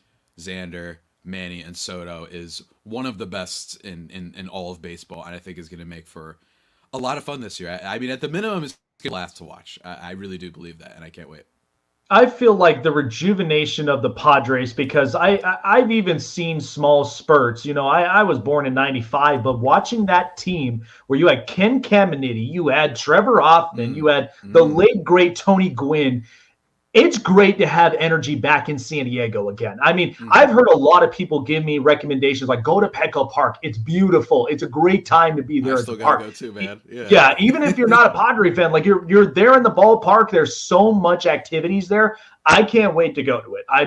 I told myself I'd love to make a trip there just to see the ballparks and even do a ballpark tripping to where, because the only closest I've been to is I've been to Yankee Stadium since I was 6, the original one, before the new one started to come out. Yeah. And then I walked on Yankee Stadium when I was 13, when they were building the new one, and we did the whole tour. Being there and feeling the energy of every single legendary player at home plate was just incredible. But I watched this team, and I think there some of it I was almost like, whoa, pump the brakes, time out a bit, because I know San Diego. There's times where they'll get in that spurt and then they cool down. But now I'm kind of absolutely sure about them this year. And I think between them and the Dodgers in the NL West, that is going to be a shootout for the ages for both these teams. I think it's going to be great. My final thought before we let you go. So I want your thoughts on the Manny Machado thing, because this is weird. And I'm like, and look, I've known Manny Machado, following him from his Baltimore days to all the way where he is in San Diego. He's just a guy looking for more money. And I'm like, and so the Padres, their assignment, this is about winning it all this year, because they're like, well, if Manny's going to be opting out and he wants more money, then we better start, making this happen right now. What were your thoughts on Manny Machado? No surprise, of course. It's totally his entitlement and whatnot. My thing is, look, I don't have necessarily sources in the organization and whatnot, but the way I look at it is, I put this out yesterday where, look, the Aaron Judge thing, it was very similar. The difference is that was viewed a little bit more as a slight, because it seems like the Yankees leaked how much money he turned down, which of course backfired on them, but he still ended up re-signing with them. Someone pointed out to me, well, the bad version of that is Xander Bogaerts. Like, agreed, but the Padres over the last few years haven't shown a trend like the Red Sox have of wanting to cut back and spend money. So I doubt that all of a sudden they'd be like, Manny is the one that we're going to try and cut back on. It's just a little hard for me to believe. Now, totally possible. I never underestimate the gall and the audacity of any rich people, but I think that it's totally possible. And I think that you look at what happened this offseason, you look at the Soto trade, and you look at the Ohtani rumors, which I don't know how founded they are and whatnot, in terms of like, I don't know how they're going to outbid the Mets and the Dodgers if that's what happens next year, or even the Giants. I think that they're prepared either way. I think they're saying, all right, if he does go, if he gets some giant contract, maybe we allocate that money elsewhere. We still have Xander. We still have Tatis. We have at least Soto for another year. Maybe we try and work on his extension. So I think that they have a bunch of plans in place in case it does not work.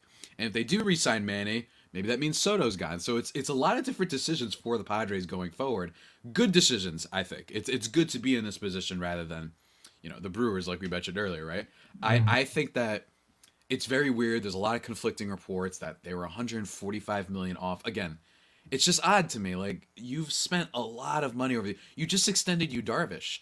It would feel very sudden and very odd for you to try and pull the hometown discount. You love it here. Let's give him $20 million average annual value a year. You know what I'm saying? I just don't know entirely if that makes sense. We're going to see what happens, though.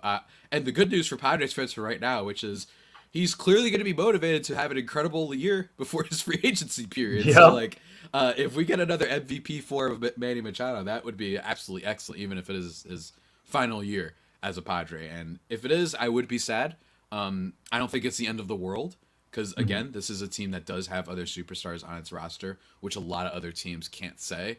The Red Sox let Mookie Betts walk away, right? That was kind of insane. Or they traded him, I should say. So with this guy, I'm just excited, man. I'm excited, and I think that while it is weird, like you said, about the contract stuff, I don't know. I mean, we have to see how the season transpires. And again, I point back to the Aaron Judge thing. Like, this thing could just be, oh, wow, remember when everyone freaked out? They just paid him $350 million. So what are we doing? So I'm excited. That's true. And it's crazy because, I mean, San Diego, they built themselves an absolute juggernaut. They're going to be exciting to watch. I'm going to be keeping an eye on them all season long because thank God baseball being back. World Baseball Classic right around the corner. It doesn't get any better than that on the season, but I'm excited for it. There's a lot of storylines. There always is every year. And so, I'm excited to see which teams in the AL and the NL are going to come out on top, and we'll see representing in the World Series. And who knows, maybe the Padres, this could be the year that they could do it. But I appreciate your time, Javier. Where can everybody find you on everything San Diego Padres this season? Absolutely, man. Firstly, you can follow me at Javipino, JAVIIPNO. I've been tweeting Padres stuff there, but sometimes some comic book movie randomness and dumb thoughts. So if you want only Padres stuff, that's at LO_Padres or Locked On Padres on YouTube. And yeah, check it out. With the season heating up, it's going to be a lot of fun. Lots of cool ideas and guests and show ideas and blah, blah, blah, blah, blah. Good time to be a baseball fan and definitely a good time to be a Padres fan. You're absolutely right about that. Always good to be a baseball fan, and especially with NBA and NHL coming around the corner to playoff time. It's going to be a lot of exciting stuff, but it's always exciting because that's when the gates open, pitchers and catchers report, and then spring training. I can't wait for it for the baseball season. Thank you so much, Javier. Appreciate your time. Have a great rest of your day, and we will definitely see how the Padres do this season. Awesome. Thanks so much for having me on, man. Absolutely. So, of course, we end up changing the subject, going from baseball, and we are turning back into the NHL because we have so much great stuff to talk about here. Gil Martin, he's got a great book, Ice Wars, that is big on New York-based rivalries in sports. Got to definitely look at it. He's joining me live now via the Global Satellite Network, presented by StreamYard. All right, so we're getting close to the trade deadline coming in on March 3rd. The Islanders made a big splash this just close to the trade deadline, but Bo Horvat, I said this. I think this was a good fit for the Islanders because of the fact of they are filling in the hole that they missed with Jordan Eberle from the expansion draft. So I think plugging him into this offense with Brock Nelson and Josh Bailey and a lot of these guys, this is maybe going to help to kind of secure that battery and that balance. How do you kind of see this playing out for the Islanders coming close to the playoffs? I like the deal in the sense that they needed some more scoring. And to me, Bo Horvat is an Islanders kind of player because he does the little things right. He's very good on face-offs. He helps the power play, and the Islanders certainly need help on the power play as of recent weeks. He can help on the PK. and he's got leadership qualities. I mean, he was the captain in Vancouver. So I think when you add all that up and you add the fact that he just signed an 8-year extension, without the extension, I was a little skeptical about the deal. But once he signed, I think for the long term, it was a good move by the Islanders. Yeah, I think it's a really good move too, because of the fact of it's really helping a lot of these guys on the offense. And you're right, he's a New York Islander kind of guy. He's a guy that's full of grit. He's a guy that really never turns down an opportunity when he's got one. And at the very least, give the energy that the Islanders group really, really needs. So this was interesting of the season because end of the era for Barry Trotz. And comes the next head coach. What were your thoughts when the season before it started, how this team was really going to group up? And were they at some point going to maybe adjust and change some things that may have made them better to where they are right now? Yeah, I mean, Lane Lambert, when he took over, and he had been an assistant under Barry Trotz going all the way back to their time in Nashville. So a long, long time he was working under Trotz as an assistant. And he said he wanted to get the defensemen a little more involved in the offense, wanted them to pinch a little bit more, to try to create a little bit more. And early in the season, that worked really well.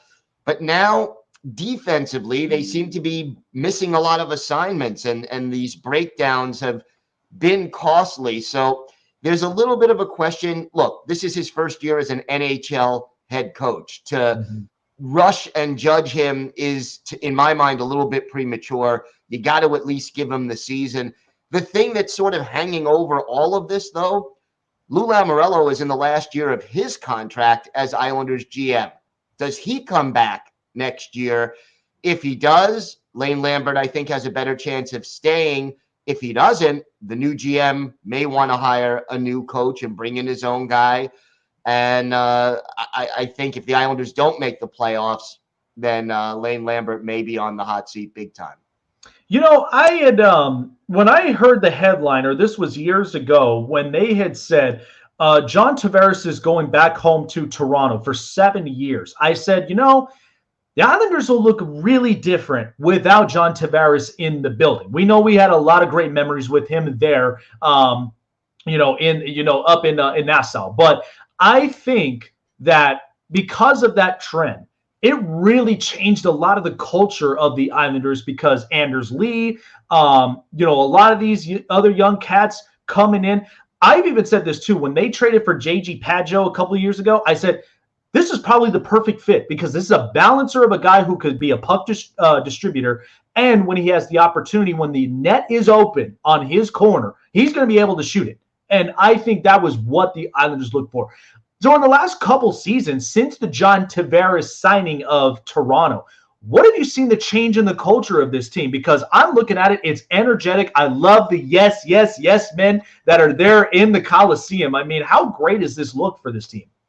Yeah, I mean, they became more of a blue collar, where we may not be more talented than you, but we're going to outwork you kind of a team. And it worked to the extent that they went to back-to-back conference finals in the playoffs in 2020 and 2021. I think Barry Trotz was the perfect guy to implement that system. And, the Islanders became one of those teams that nobody wanted to play against, especially in a playoff series, because they wear you down. And, they always, this saying in the locker room was, we want to be a team that's difficult to play against. And when they were at their best, they really were.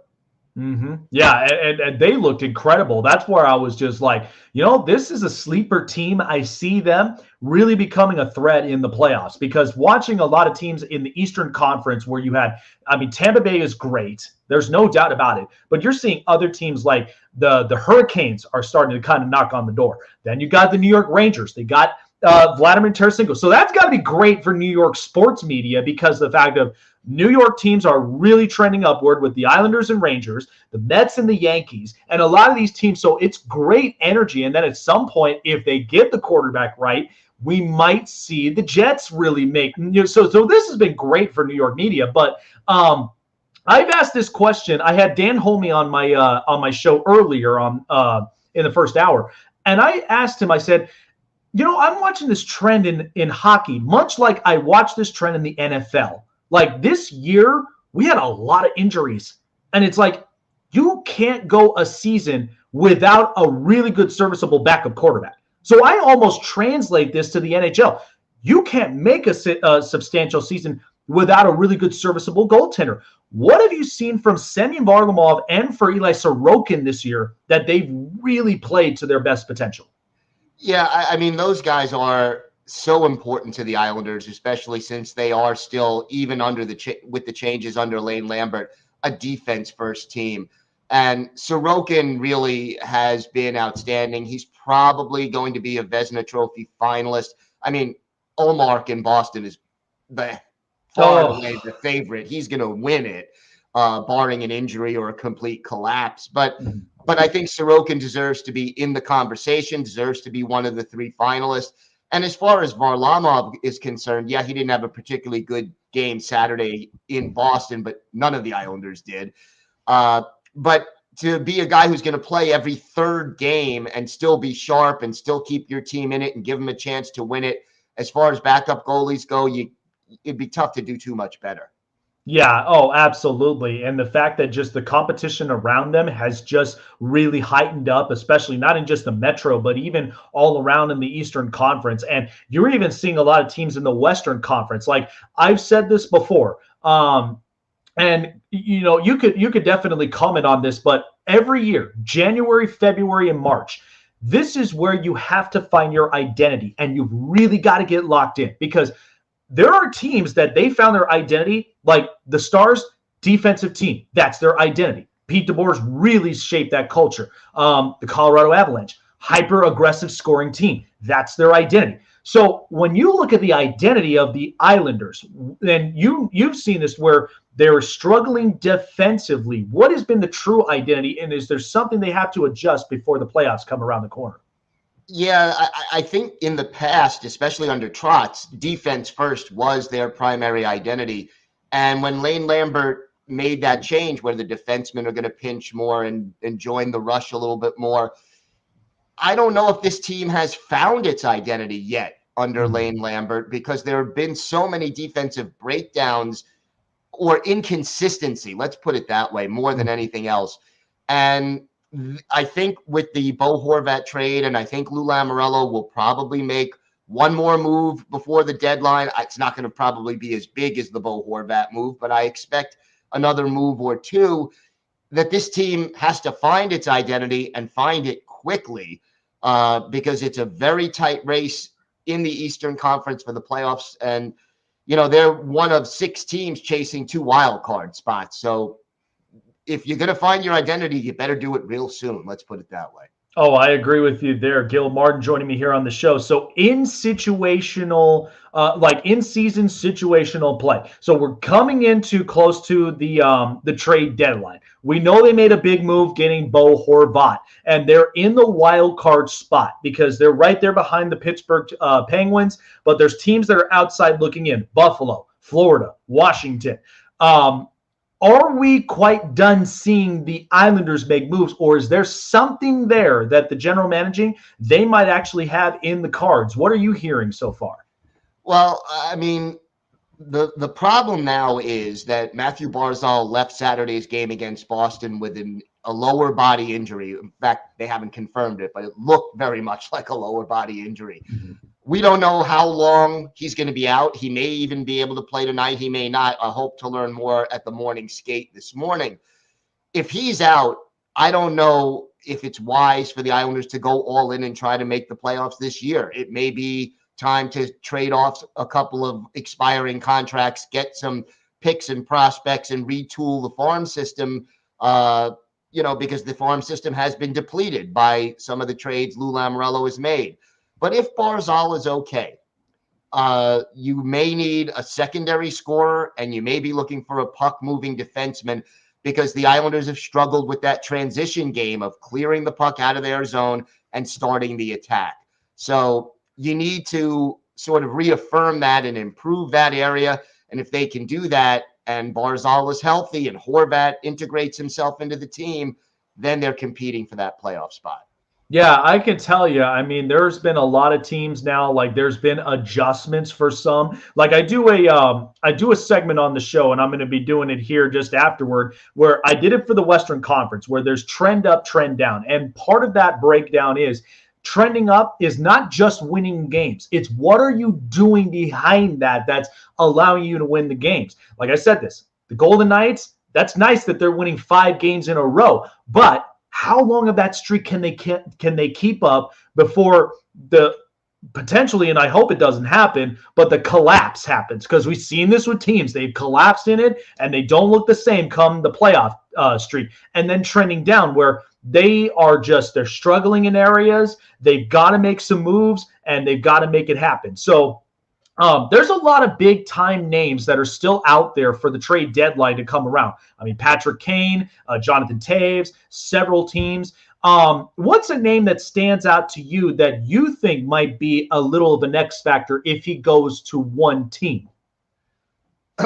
Two guys that I think have the biggest impact at the trade deadline. Timo Meier of San Jose, I think could help a lot of teams offensively, and he's still relatively young, so I think he could have a big impact if someone could sign him and line him up long term.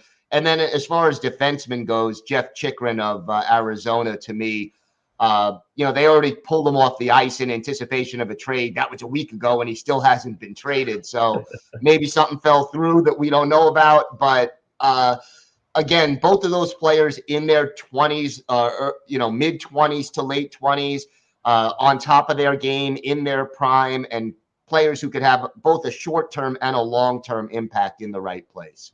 Yeah, I think so too, because I know Timo Meier, he's right now the big fish that's swimming in that is waiting to, figure out, is he getting traded? Because I know that that's a big asset for the offense. Wherever he might go to, he might even go to a team that they're established on offense. So when he gets plugged in, he's going to be fitting comfortably with the right situational play. And I think the chemistry will be really, really good up into the end.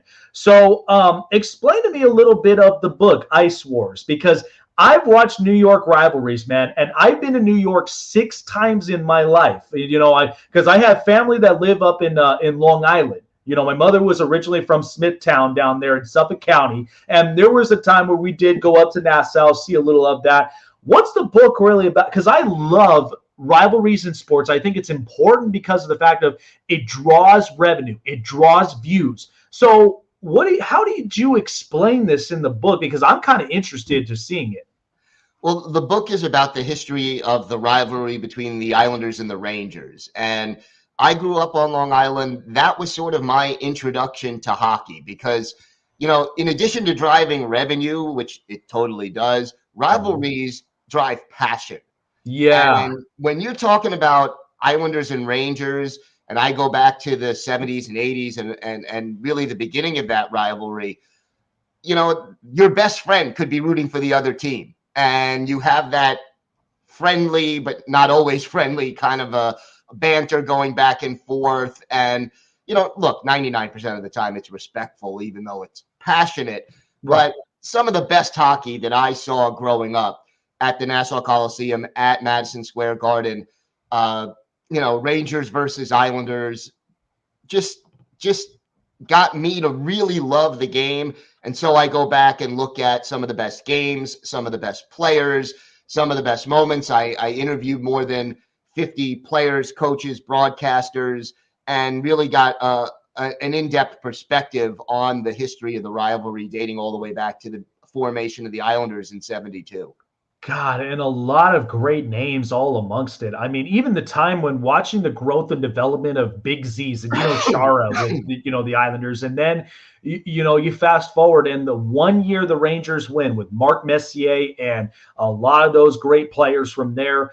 But I love the narrative of the 80s because of the fact of the Islanders were so tough. I compared this to the Jordan against the Piston eras because first of all, Jordan would never be able to win a championship by himself. That's just not possible. But when I watched that, watching Wayne Gretzky at his prime, I mean, the Islanders were giving him fits. And it was just like Edmonton could not get past that hump unless they were really getting the right guys. Glenn Coffey, and even for Mark Missy and a lot of those guys up front, man. I mean, it changed a lot of the culture. And then watching the Islanders during that time when they won those 4, I mean, it was a dynasty in the making. So it was great seeing a history like that with the Islanders. But I've reverted them like the Detroit Bad Boys because they were they were in your face, they were hyper aggressive scoring, and they played great defense. And I'd love to check this book out because watching New York sports rivalries like the Rangers and Islanders, I mean, even being a baseball guy, it's like I watched, the Yankees and Dodgers, the Dodgers and the Giants, Yankees, Red Sox. Like you love that kind of, hype atmosphere and the energy being in it. There's nothing like it. But I appreciate your time, Gil. Where can people find you on everything New York Islanders? Well, the podcast is Locked On Islanders, wherever you get your podcasts, also on YouTube. The podcast Twitter handle is at Locked On Isles, and you can find me on Twitter at Ice Wars NYR VSNYI, which is from the title of the book. There you go, guys. And if those of you who are diehard hockey fans and also love the New York sports rivalry and want to know more about it, check out Ice Wars with the rivalry between the Rangers and Islanders. Gil Martin is the author on that book. Great stuff. Can't wait to read it. Gil, it was a pleasure having you up on here on this President's Day weekend. Have a great and fantastic day, and we'll see what the rest of the season's going to look like come playoffs. Hey, thanks for having me. Always a pleasure. Absolutely. Yeah, I love rivalries like that. And what great interviews that we had all together. I mean, Javier Reyes, great with the Padres. Gil Martin, great with the Islanders. I told you it was going to be such a long-filled, President's Day weekend day, but I'm glad, we're already 2 hours in, and we're getting ready for hour number 3, and you can't wait to see what I've got in store here up on the show. But, I got to revert it to a bunch of those, a bunch of the interviews is that, and Javi's right, because the fact that the Padres have never been a aggressive spending team. They've never had that. They've never had that identity. And so by that point, the O'Malleys come around, and then all of a sudden it changed the culture and it changed the chemistry of, San Diego sports, because now the Chargers are in LA and the Padres, they've got all the money in the world where they can spend it on big time guys. So, Manny Machado, Fernando Tatis Jr., Xander Bogaerts. They even get guys from the farm system. I mean, Jay Cronenworth, Trent Grisham. And, and so this is going to be an exciting time being a Padre fan because they've got a real good rotation. I keep an eye on that. The bullpen looks stacked. And then you've got guys on offense. You can't even pitch around. That Juan Soto trade, when that first broke out, that was nuts. I never thought San Diego would have been on that trend, but they did it. They made it work. They made it happen. And that was what was really exciting for it. And then Gil Martin, who was on Locked On with Locked On Islanders, great guy. I can't wait to read the book. I definitely got to end up checking it out, seeing if I can get maybe an online copy or something like that. But it's true, though. Like rivalries in sports, they just hold an importance to it because it's what grows the vibe of the sport. And it's also, you get so much entertainment and there's views behind it. So I love it. I can't wait to read the book. But it's true, though. The Islanders, they've struggled on defense. They've really got to find that identity for them moving into potentially to the playoffs. Because if they miss it, then there's no point in risking with what's going to happen with Matt Barzal. So they really have to reevaluate what else that they've got going on, because it's 26 games left in the season. And we've got the trade deadline in March 3rd. They go and get the big fish in Bo Horvat. They extend him. They get his money's worth. And he just looks and feels like New York. So I was really happy with the trade. And I think Semyon Varlamov and Eli Sorokin, I think they're real good goaltending tandems. They're going to be really fun to watch, so I can't wait. So let's go ahead and let's do the trend up, trend down while we're wrapping up hour number 2. So I literally looked at, so we had the Western Conference that we saw. Now we're going to transfer to the East. So the Eastern Conference, obviously Boston's trending up. There is no doubt about that. Boston is just unbelievable. Linus Ullmark was a diamond in the rough as a goaltender. And coming from a Buffalo system, that once he came into Boston and Montgomery, their head coach, this is an incredible roster for the Boston Bruins. And this is, I think potentially this is the last bit you will get with these three. David Pastrnak, Patrice Bergeron, and of course, Brad Marchand. So these guys, they really are the leaders that are leading this group to the promised land. But the way that this team has been playing, they're already surpassing. They're going to be the favorites to maybe potentially winning the President's Trophy. So I'm kind of excited to see what's going to happen with the Bruins. Trending up the New Jersey Devils. Look, I think they could be interesting team going into the trade deadline if they do decide to make a move. But I thought getting Dougie Hamilton, the retirement of PK Subban, and a couple of it really changed the group. And Vitek Vanacek, that we mentioned earlier, he's playing great with New Jersey. So he's playing to the absolute extent as they should. So I think this was great. I think also, too, Jack Hughes has finally arrived. Are you all happy now? Jack Hughes is really starting to play really good for the Devils. There is some exciting stuff from here. Toronto Maple Leafs, I see them trending upward. They get Ryan O'Reilly. I think they've got a true leader amongst them because you've got a group of youngsters with Austin Matthews, Mitch Marner, and William Nylander. You need to have some leadership. Now, don't get too caught in the lights of leadership because of the fact you saw what happened with Joe Thornton. You saw what happened with Patrick Marleau. You know how that worked. And I think Ryan O'Reilly was the right choice because at least you get a really good balanced puck distributor. And you also get somebody who's also aggressive offensively. That is what the team needs. And he's got playoff experience. So this is going to help the Toronto Maple Leafs really get over that hump. I'll be watching them from the first round of the playoffs, but I better hope that I see some improvement with them. The New York Rangers, they're clearly trending up by a mile. I mean, Vladimir Tarasenko in that trade, hyper-aggressive offense now. He's coming into a really good group. Gerard Gallant is going to have so much fun messing around with this group, really kind of make some adjustments that really work because going into the playoffs, they went into the Eastern Conference Final last year. They were a tough team, and Igor Shesterkin was on fire. So they played the hot hand. They were very competitive up to that point. So I think the Rangers will give teams fits. But the Eastern Conference right now, I mean, it's an interesting look. The Washington Capitals, I think they're trending downward. The Capitals right now, because defensively, there has been some liabilities. Because right now, outside of John Carlson, there really hasn't been anybody there. And we had Dan Holmi earlier in the first hour where he explained that. They've got to make some moves, possibly, maybe not in the trade deadline, but maybe in next year's off season. They got to make some moves to get some right puck distributing defenders, but they've also got to have some guys that are willing to support their goaltending. So that's what I kind of feel from there. All right. And then, of course, too, my kind of trend upward a little bit, but I don't know if they make the playoffs this year. It's kind of a tough stretch, but the Buffalo Sabres, I mean, Tage Thompson really has looked like the real deal. And this is the kind of culture Buffalo needed to have. A serious culture change. I think he's the right guy.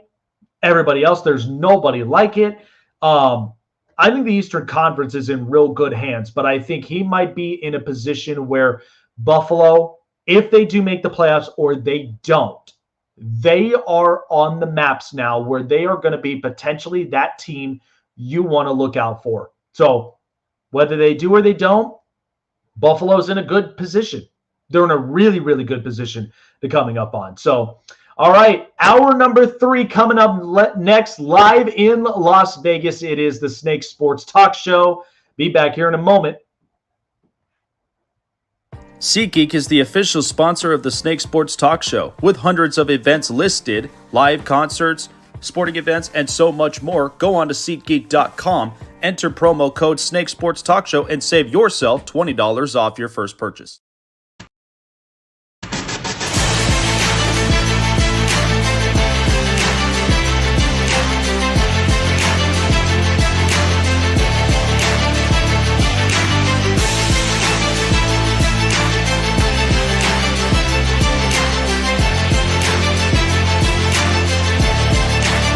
Live from Las Vegas, the Snake Sports Talk Show with Jake Silva starts right now. All right, folks, here we go. Hour number 3 in the city that doesn't sleep. That is live in Las Vegas. It is the Snake Sports Talk Show wherever and however you may be watching and listening. We are live on every single platform known to man, iHeartRadio, Facebook, YouTube, Twitter, Twitch, and Instagram. That is where you can follow, and subscribe to the show and hit the bell button to keep you up to date on future and past shows. We are now on the tail end. I did not sleep. I've got coffee with me. I am really tackling all this out. Shout outs to Dan Holmi of Locked On Capitals. Really good in the first hour. Second hour, we were stacked with even more with Javier Reyes on the Padres and Gil Martin on the Islanders. So here we are at hour number 3, and I've got a treat for you. And he talks a lot about those Minnesota Wild. So joining me here via the Global Satellite Network presented by StreamYard, Seth Toupal. So, I've watched Minnesota in the last couple seasons, and I don't know what to think of them because I'm like, they are literally like a needle on a thread hanging on, man. Like, because it's a team that I love their offense with Kirill Kaprizov. I also do like their defense with Matt Dumba and Eunice Brody. Like, they're the kind of team that if you go toe-to-toe in 7 rounds, that team's going to give you a little bit of fits. What have you seen from the Minnesota Wild this year? Because I try to put a finger on it. I can't figure it out. What have you seen this year from them? Well, it's a team this year that has had to fight and claw way more for wins than they did last year. They had the unbelievable offense last year, broke every franchise record that they previously had with Kirill, with Kevin Fiala, with all those other guys that had career seasons. This year, the offense hasn't been there, and so they've had to rely more on power play scoring. They've had to rely more on defense and goaltending, and within the last couple of weeks, it's been a real struggle to come away with goals, and we're seeing some signs that this team is starting to kind of get out of that a little bit. The last couple of games have been much better in terms of generating chances, and so it's a team that's going to have to fight all the way through to the end of the year. They just don't have the firepower to really match teams like Dallas, teams like Colorado. And so in order to beat those teams, they're really going to have to keep it tight and are going to have to try to slow those teams down. And so we're seeing some progression from this team to where maybe they can start to get things going towards a playoff spot. But yeah, it has been about the polar opposite that it was last year to this year. Just not as many exciting overtime wins as we saw last year, but it seems like they're maybe starting to fight their way out of it. Yeah, and I mean, they're an interesting team all the way through and through. I knew that, with the departure of Kevin Fiala, it was going to take a hit on the offense. I mean, I'm watching him right now with the LA Kings, and he's really fit himself in well with Victor Arvidsson, with a lot of the, the youngsters there. And so watching this team, what's the status you've heard about Matt Dumba? Because I've heard headliners on him. They said there's a possibility he may be traded, there maybe not be. But I've watched it several times, and I'm like, I haven't seen Minnesota move that defense once, because it's like they hold on for as much as they can, and then they end up making the playoffs, and then they looked real good. What are you hearing about Matt Dumba so far? It's an interesting case with Dumba because he is not the same player that he was in his prime. Injuries have kind of robbed some of that skill set from him over the last couple of years. And so with him being an unrestricted free agent in the offseason, it just seems like we're getting to the point finally that his chapter with Minnesota is coming to an end. He's been subject of trade rumors for like 6 years in a row. So it's nothing new. It just seems like with his contract status being up, that there finally is going to be kind of a different route that he ends up going. The team's got younger options defensively to fill in, and with limited cap space over the next couple of seasons, they're going to err more towards that as opposed to retaining guys. It's just trying to find cheaper options to fill open spots. Now, as for a trade, it's hard to say because from the sounds of it, there aren't a whole lot of teams that are really kicking the tires on Dumba before the trade deadline. He is an option, but it seems like teams are looking at guys a little higher up that can give you maybe more offensive production or are a true defensive defenseman. So it's a situation where Bill Guerin, I'm sure, is keeping an eye on it. And if Dumba gets hot and looks good for a couple of games before the deadline, that may change. But at this point, it does seem like the trade route for him is a little quieter than we had expected it to be as we get close to the trade deadline. Yeah, and a lot of names, and a lot of just momentum changes. I mean, the fact that we watch the Islanders, they get Bo Horvat. I think they found a really good replacement since they lost Jordan Eberle to the expansion draft. And then watching Vladimir Tarasenko tearing it up with the Rangers. And then I don't know if Toronto's really going to get over that hump. Now they got Ryan O'Reilly. I mean, there have been first round woes with this team, and I'm like, I don't know if I really want to be bought in because they'll reel you in so close, and then there's a whole like cesspool of disappointment. And so I'm like, I don't know. But I'm watching a lot of youngsters right now, young up-and-coming rising stars. Jack Hughes, he's arrived in New Jersey. Jason Robertson is tearing it up in Dallas. Watching the emergence of Kirill Kaprizov, because it's like the Wild needed something new that could help with their offense because they've already moved past with, Zach Paris and then, Ryan Suter. And now, because now you're asking Jared Spurgeon to be that big time guy. What have you seen with Kirill Kaprizov and his growth with this team that could eventually help, with the culture of this franchise and maybe potentially they could shoot to be further and beyond in the playoffs if all things go well? Well, I think what he can bring to the table can really be outlined by the fact that he holds now pretty much every franchise record in his first 3 years in the league. He's shattered the goals in a season record, shattered the points record. He has that true game breaker type skill sets that we haven't seen with this team since Marian Gaborik. And with Gaborik, he was a player that had a ton of injuries that he dealt with throughout his career. Kirill doesn't have that. He is a player that just has amazing speed, amazing puck handling ability.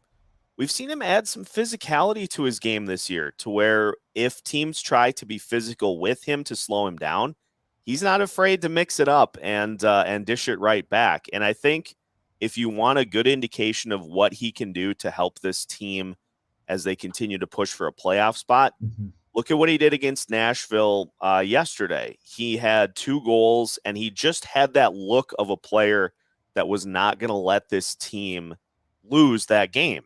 It was a game that the Wild absolutely needed, and they needed to get both points in that one. And he just had that look about him of somebody that was not going to take anything other than a win. And being that player, especially with this team struggling to score goals, being that guy who can step up to the front of the line and just get it done is huge for where this team is at and where they hope to go the rest of the way.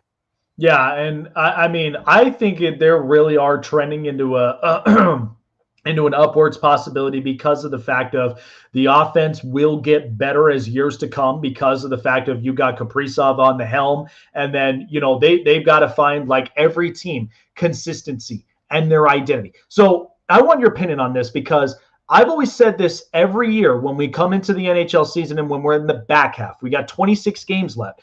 January, February, and March. You got to have your identity set. And some teams, like I'll give you an example. So the Dallas Stars, defensive minded. That's their identity. And then you've got, the Colorado Avalanche, hyper aggressive scoring team. That's their identity. Are there some teams that stand out to you that kind of have found their identity? And are there some that might be struggling a bit to find themselves? Yeah, I think you look at teams that are up near the top. I mean, the Seattle Kraken are a great example this year in the Western Conference of a team that took just huge leaps from what they did last year to this year. And they're a team that not only can really punish you physically, but they're a team that can score goals with the best of them. And so they really have that nice 1-2 combo of a team that can score when they need to, but a team that can just wear you down. And it's funny to see some of these teams like the Wild, for instance, last year, who had a pretty set identity, very much in the similar mindset to where the Seattle Kraken are now. They can score a ton of goals, but they also can wear you down and just try to kind of outlast you. The Wilds are more of a defensive and goaltending oriented team this year, with the offense trying to get itself figured out. And so it's interesting too, because you had this Wild team last year with all the goals that they scored, and then they get swept in the first round. And so in the offseason, the Wild try to fix some of those areas that let them down in the playoffs, goaltending, special teams. And so they're better in those areas this year. They don't score as much. So if they do get to the postseason, it feels weird to say, but it seems like a team that is better suited to win a postseason series than they were last year. Other teams that are still trying to kind of figure it out. I mean, the Calgary Flames are a great example of a team that was so good last year that now is struggling for a wild card spot at this point in the season. And they made some big moves in the offseason. Nazem Kadri comes in. They look like a team that a few games in a row looks really good, and then they take a step back. And so that'd probably be the biggest example in the Western Conference of a team still trying to figure it out, is those Calgary Flames. Yeah, I think the Calgary Flames, and it's interesting you brought that up because, I mean, here they are. They move on from Johnny Gaudreau, who's now in Columbus, and they bring in, they trade away Matthew Tkachuk to go and get Jonathan Huberdeau. And the crazy thing is, this team, because the one big addition was Blake Coleman. That kid is fast. And I'm like, watching him with Tampa Bay, that's just unfair. Like they're just hyper speed, and they know how to score, and they're very smart at puck distribution. So bringing him on to Calgary, where they moved on from a lot of players, but they're trying to find that identity. I liked the fact they brought in Jacob Markstrom, because I've said he's like an iron horse, man. Like, you put so many minutes on this dude, and watching him from Vancouver, he's working his tail off, and he's really trying to give you the important stops that you need. But he's human. He's not, he's not this Superman you always need. So that's where you got to have that. And it kind of leans a little into the topic. But to finish, I mean, I could tell you right now, Minnesota, even 2 years ago, when they played the Vegas Golden Knights, they were giving Vegas fits. And I loved that series because I was a little scared. Are they going to prevail, or are they going to lose to Minnesota at this point? Because that was a great matchup through and through. They showed physicality. They were the kind that, look, they'll sock you in the mouth. They'll let it be known. And then we're going to come at you offensively when we have that opportunity. So this leads to my next question, because like you mentioned, they're defensive centric and they're also big on goaltending. I've said this, that like in the NFL, this season, we had a ton of injuries. And it's like you could not go a season without a serviceable backup quarterback. I kind of pin this like the NHL. You can't stretch out a season unless you got the right serviceable goaltender. Like, what have you seen the trend of, just the NHL moving into that, that possibility? Because I'm watching goalie tandems, and it's like you got to have it. Yeah, we're seeing it really play out this year. And for the Wilds, not really knowing what to expect from Philip Gustafsson this year as a young goalie that really didn't have a ton of starts at the NHL level, you're taking a huge risk by trading away a guy in Cam Talbot who what you have with him. Yep. And Gustafsson has been just nothing short of amazing this year. One of the top goalies in the NHL in pretty much every statistic there is. And so to have him to also pair with Marc-Andre Fleury has been big for this team, because what both of those guys have done consistently all season is they are able to be their best early in the game while this team tries to figure it out offensively. And so that combo has been huge. Without one or the other, this team is nowhere close to where they're at right now, which is in that second wild card spot. They're probably more towards Connor Bedard without both of those goalies than they would be to the postseason. But throughout the league, you see all these games in which your starter is not able to, like on the second night of a back-to-back, your starter's not able to go both games in a row typically. And so how good are you is usually defined by that backup. And we saw a lot of trades in the offseason for teams looking for quality backups. And I think it just, to your point, further underscores the need to have two guys that are capable of standing in at any given moment. Otherwise, you're probably not in a great spot. Yeah, that's true. And I mean, even if we're seeing young goaltenders like what the Golden Knights are going through with Logan Thompson and with Aiden Hill, both those guys, I will honestly say, if they do make the playoffs, they are going to be seriously battle tested because they haven't gotten to that point yet. But I, like everybody else, would be very excited because we watched Jordan Binnington come out and he was great. They won the cup in 2019. And then, several others that have come out of this position. But it is true, though. I mean, and it does serve a stability factor when you do that, because then you're looking at it, the goaltending, as long as it's stable, you can focus on offense. You can focus on defense. And the defense really does help a lot. There are teams that are solid on defense that they give those looks to the goaltender like, we got you. And then some, they're just struggling to really kind of stop the puck, even distributing it to getting it to the offense so that they can go and put pressure on the opposing net. So we know that the trade deadline is coming up on March 3rd. And I know the Wild are kind of looking on this where they're really kind of middle of the pack on this one. So how do you kind of see a little this trade deadline kind of coming up? And if they don't make moves, is there something that should be addressed come the offseason? Yeah, this is a fascinating last few games before the deadline for the Wild, because I think Bill Guerin is still waiting for this team to prove him wrong as to if they should make a move or if they mostly stand pat. I think the biggest thing, and this is something that Michael Russo has keyed in on over the last few days, is that this team has a real big opportunity to be a broker for deals for other teams. We saw that in the Ryan O'Reilly trade, where they take on a portion of his cap hit this year. They get a draft pick back in return. The Wild have around $12 million in cap space for the deadline this year to do that same thing. And the logic being, if you're a bigger part of a trade where you facilitate, a good portion of a player's salary cap hit to allow them to go to another team, you're going to get a nice prospect or draft pick back in return. And so if they don't make any sort of moves, I know Brock Besser is the most heavily linked player to the Wild, but you look at his contract situation after this year, it's not super feasible for the Wild to take on money past this year without having to make a ton of really tough choices.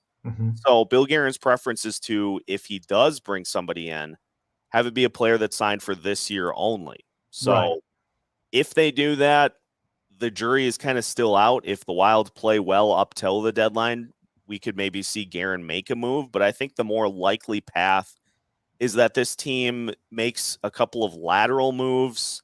Guys like Jordan Greenway, who has been rumored to be on the trade block for a while, maybe you move him to create a roster spot for one of the young guys they have in Iowa. I think that's the more likely path, with Guerin trying to use that cap space to pull in some additional assets too.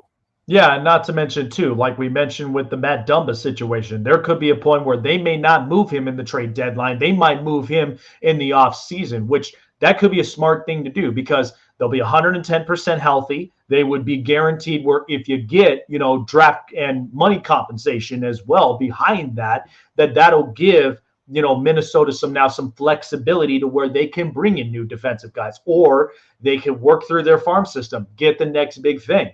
We're already seeing that with a lot of different teams. And it is interesting because it's so important, and we're seeing that where, draft capital, and even with as far as a cap stretch league it is, that it's so hard to invest in long-term contracts with players because of just the league situation. So, even if they bring somebody in, you're right. Somebody that's at least 1 year for this year that they could utilize, because we're seeing a lot of rentals this year. And it's very rare that if they find their guy, they said, we want him long-term, we're going to give him this long-term contract, he fits our culture. And hopefully, if the Wild, if they make that happen, and if they do find somebody that matches Minnesota's culture, that's somebody they can't afford to let go in the end. So, previewing the NHL playoffs, because there are going to be teams that's going to give you fits. There's going to be some teams that might be falling off a little on the cliff. But as far as, Minnesota's thing, because you mentioned a couple of teams that would be tough to get past. Colorado would be one. Seattle might be giving you some fits. If you're lucky enough, playing Vegas again, that might be one you might go to a toe-to-toe 7-round match on. Are there any others that you might find on the back of your mind that could be one that could be a little bit of a momentum changer for the Wild? It's funny because the Winnipeg Jets have been one of those top teams in the Central Division all season. Yep. And yet the Wild have had good success against them this year, because I think it's a similar style that the Jets play to where the Wild are at. So you're not having to try to match teams offensively. They're much more comfortable in a slow it down type game. Mm-hmm. And Colorado is right on the heels of the Jets for one of those top 2 spots in the Central. And then the Wild are only 4 points back of the Jets themselves. So Winnipeg is on some shaky ground right now after having a real firm hold on that 2 spot in the division all season to this point. Beyond that, I think you maybe look at, as crazy as this sounds, if it gets to a later round, the Los Angeles Kings, all the goals that they've scored this year, they still give up a ton of goals. And it seems like they maybe have started to shore up their goalie situation a little bit. But that is a team I think I look at as potential to really get caught by a team that just gets hot offensively against them, to where then they can't stop the opponent, and maybe their offense is not able to match as well. It's going to be fascinating, these Western Conference playoffs, because all of these teams have been here for most of the season, and now you're starting to see teams like Colorado really put it together to where those teams that you'd expect are going to be there in the end, and they may be better suited to win than the teams that have been there all year. That's true. And I've always said it, it's always, how do you approach the playoffs? Are you the kind that, you're on the magic month of momentum, or, if there's certain struggles and teams that find that early on before the playoffs start, those are the ones that are always momentum killers for them, because that's where they know your identity. They know you're a little shaken. And then that's where they're going to use that against you, to where now you're kind of first round exits from there. But this playoffs is going to be really interesting. I think the Western Conference, there's a lot of headliners. There's a lot of different stories. In the Eastern Conference, we kind of know what our top teams are, but it's still going to be quite the wild matchup itself, no pun intended, but it's still going to be one of those interesting playoffs that we'll ever see. And then hopefully come the next year, there'll be other teams that are going to be on the rise. Like I said, I think Buffalo's in a position, they could be a team. If they don't make it, or they do, they've got some promising hopes with Tage Thompson, and then several others that are going to be on the fence lines looking inward. So great stuff. I appreciate you coming on, Seth. Where can everybody find you to talking about those Minnesota Wild? You can follow me on Twitter personally at Seth TOUPS. Also, you can follow the show account at Locked On Wild. Available on all of your favorite podcast platforms, YouTube, all social media. So just follow along if you're curious as to how the Minnesota Wild are going to do the rest of the way. We've got you covered. There you go, guys. Well, I appreciate your time, Seth. Have a great rest of the President's Day weekend. Have a great weekend. We will see what the NHL playoffs will shape like, and hopefully there'll be some more interesting moves come the trade deadline. Take care, my friend. Thank you. Thanks for having me. Absolutely. Yeah, and isn't that interesting when you watch in the Western Conference, because it's a lot of headliners. Like, it could be wide open. It's very wide open from the look of it, because there's so many different stories that, I mean, the Golden Knights are on a 5-game win streak. The Wild are hanging on a thread. And, Colorado, they're always going to be that kind of team because they have that establishment. And they're talking about potentially going and getting Jonathan Toews. Like, they're still reloading. They're loading up every single one of these players that you find, on the trade deadline, on a lot of different, on a lot of different, a lot of different perspectives on it.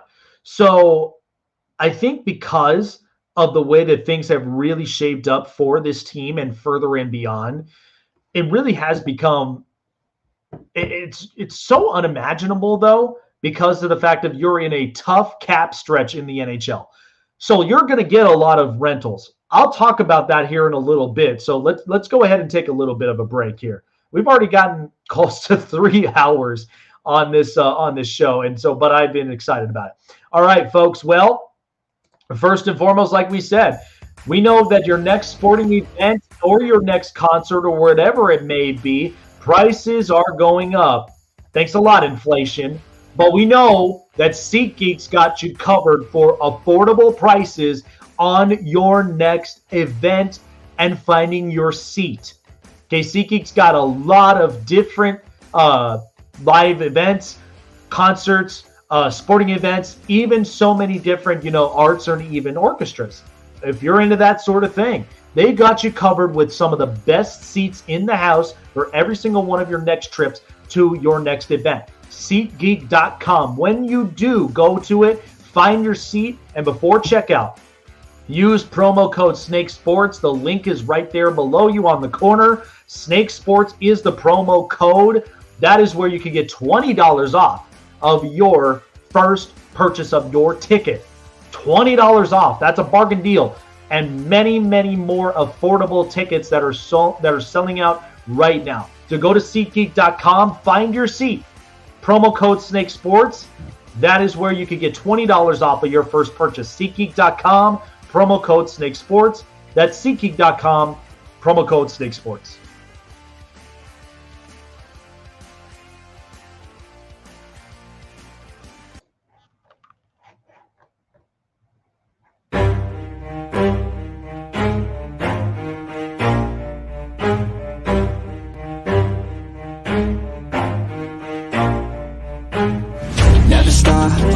If I want it, gotta make to myself a promise. I won't quit, keep going till I got it. I won't give up till I'm on top. Yo, no, I ain't the type to give up. If I do something, man, I do it till I get what I want. I turn a business out of nothing into something I love. I got a poker face, but honestly, I'm not one to bluff. I flip a switch, never miss, man, I always stay up. Don't let them see you, bitch, always have a plan to stay tough. This life ahead of you ain't easy, it was built to be rough. But that's what makes a personality, is tragedy, bruh. So keep your head on your shoulders. Now we ain't out here moving rocks, we out here moving.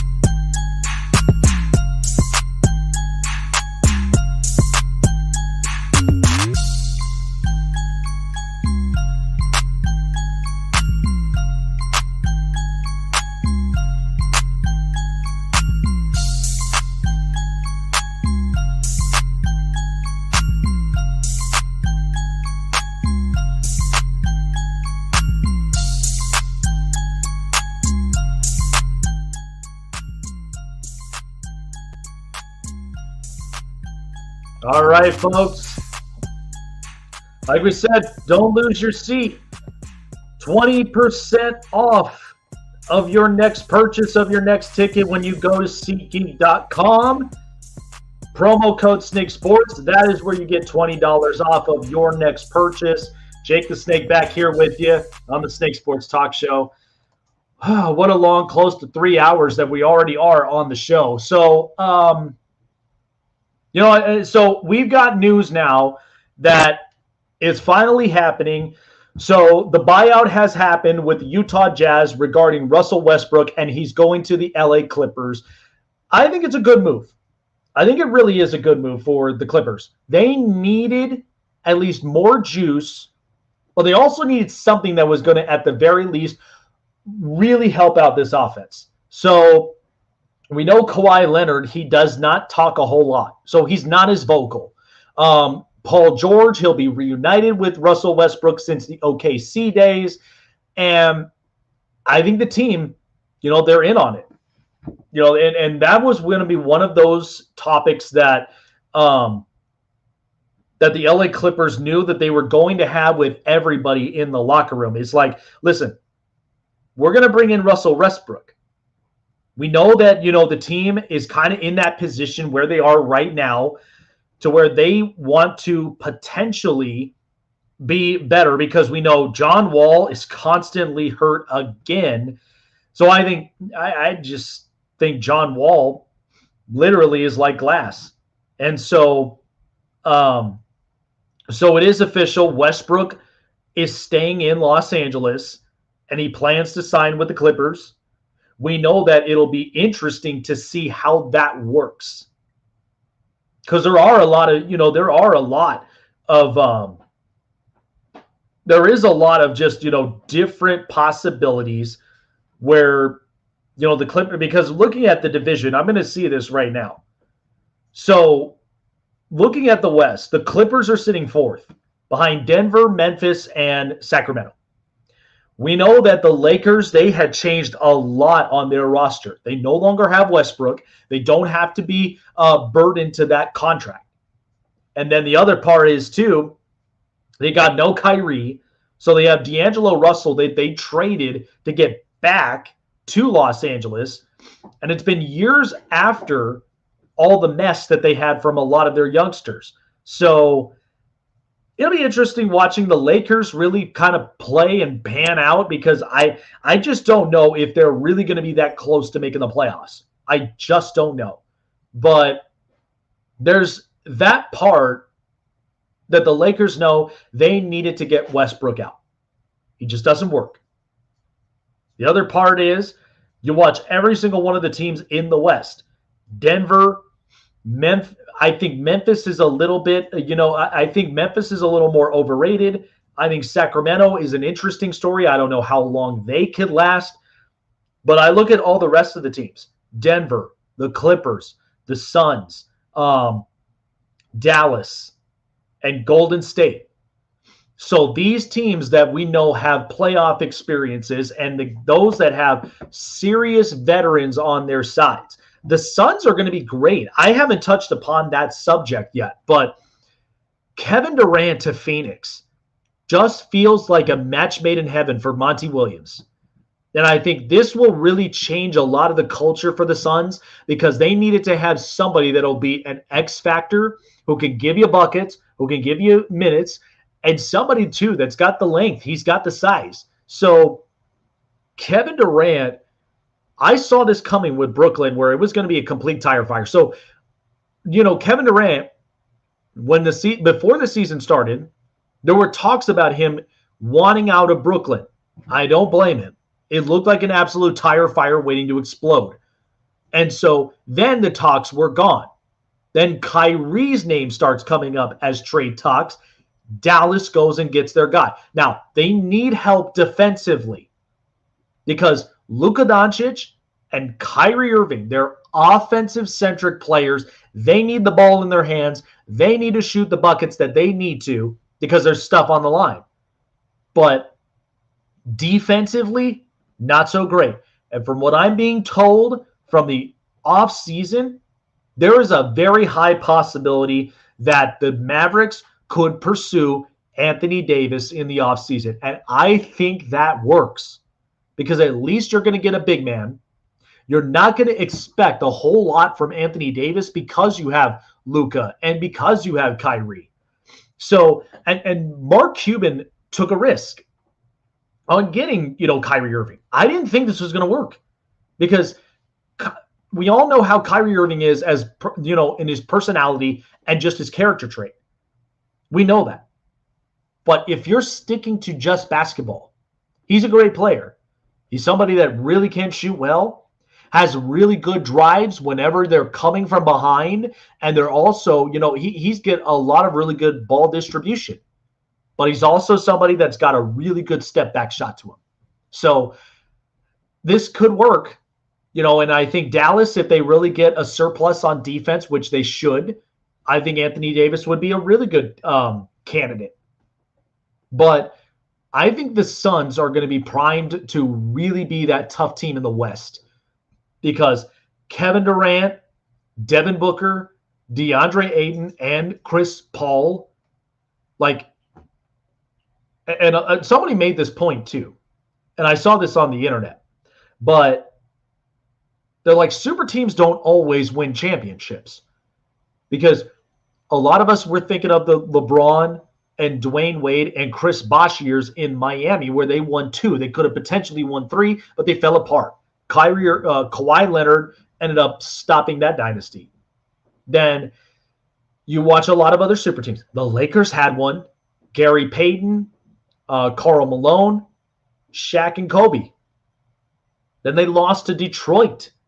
So not all the time, I will say this about the NBA, not all the time do stacked teams really win championships. Not all the time. Because there are times where super teams could eventually break up. You saw the Brooklyn Nets, they did. I mean, you saw what happened with the Oklahoma City Thunder. They broke up. Westbrook wanted more money, and he wanted more because of the fact that he's a ball hogger. Took a lot of the time. Kevin Durant wanted to be elsewhere. He goes and joins Golden State. And by the way, he won 2 championships with Golden State. That didn't last long, guys. Because after the loss and the injury to Toronto, Golden State took a step back. So not every super team in the NBA always wins championships. We know Golden State with Steph Curry and with Klay Thompson and with Draymond, those are the 3 key pieces that you would need. Now, I think this year, because of where they're panning out, come next year, they're going to have to start making some moves. Because it's not always that you're going to keep the same group of people. But Phoenix is on the rise. The Clippers we know. But here's the other thing, though, too. The Clippers will sometimes be the Clippers. They may go and get names, but sometimes would underperform in the playoffs. So it's a usual thing for some teams. But I'm looking at it right now. Phoenix looks really good as long as DeAndre Ayton, he plays superb defense, gives me rebounds, and Chris Paul with his ball distribution. I mean, you remember the time when the NBA literally blocked away that potential trade, Chris Paul to the Lakers? Do you know how rippling that was when that was a headliner? I mean, Adam Silver, the commission came in and was just like, nope, we're vetoing that opportunity. He's going to the Clippers. And then what happened to the Clippers then? They were Lob City, and then all of a sudden the general managing, they focused on the wrong player, which was Blake Griffin, when really you should have looked at Chris Paul. And that's what changed a lot about the Clippers. So the Clippers, even when they had a team, they didn't win a championship. Brooklyn put together Kyrie Irving, Kevin Durant, and James Harden. No championship. They barely played at all on the same floor. They barely played. So if you're watching Phoenix right now, I think they'll be better. I think Kevin Durant, this is not there's no stain to his career, because we all know when we were there with the change, when he went to Golden State, we were all like, what the hell? So, but I also knew why. So because he goes to Golden State, he's got a great chemistry. They go and win a championship. And then Kevin Durant's like, I want to do my own thing. I can understand it if Kevin Durant went to Golden State, won a championship, and then the next year went back to Oklahoma City and said, I've learned how to win a championship. I know what it takes to win a championship. Let's get it going. I can understand that. And by the way, LeBron James had the same deal. Moves away from Cleveland. He got his first finals appearance, lost to San Antonio, and then he goes to Miami, wins 2 championships. Then he kept his promise. A kid out of Akron, Ohio, goes back to Cleveland, wins a championship in the 2016 team.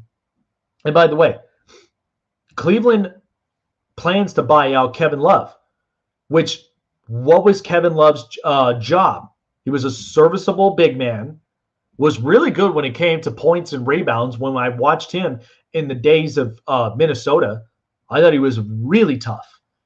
But I'm telling you, you are watching a lot of these teams right now. Boston doesn't miss a beat. I think after the incident with Ime Udoka, Joe Mazzulla, I thought is really good for this team. They kept the team as a whole. And again, I thought Kevin Durant would have been a perfect fit in Boston because Boston would have needed that next big man. You're clearly like Jason Tatum. We know this past weekend with the All-Star festivities, he won the MVP in the All-Star game. It doesn't change a thing about how we feel about Jason Tatum. Because I know how I feel about Jaylen Brown. I'm getting points and I'm getting defense. Marcus Smart, I'm getting minutes and I'm getting defense. Jason Tatum, you're going to try to get stardom, but he's nowhere close to it. He admits it himself. Not exactly, the stardom type, but he is somebody that's going to give you minutes and points.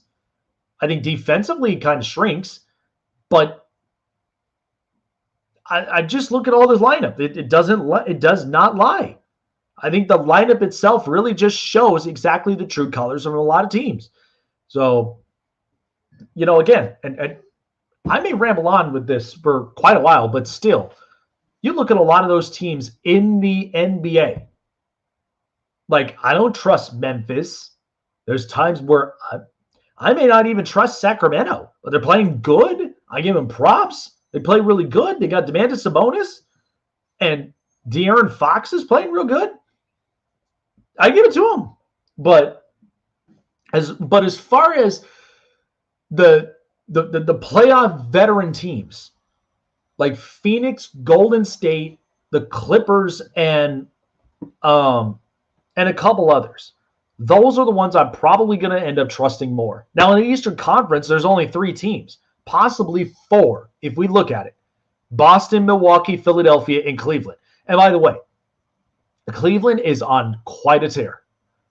Like, they are on quite a tear. Donovan Mitchell is playing really, really good. I think this is a good thing for the Cavaliers moving forward. I think Cleveland really will find their spot. I think they really do play much better, and they play well.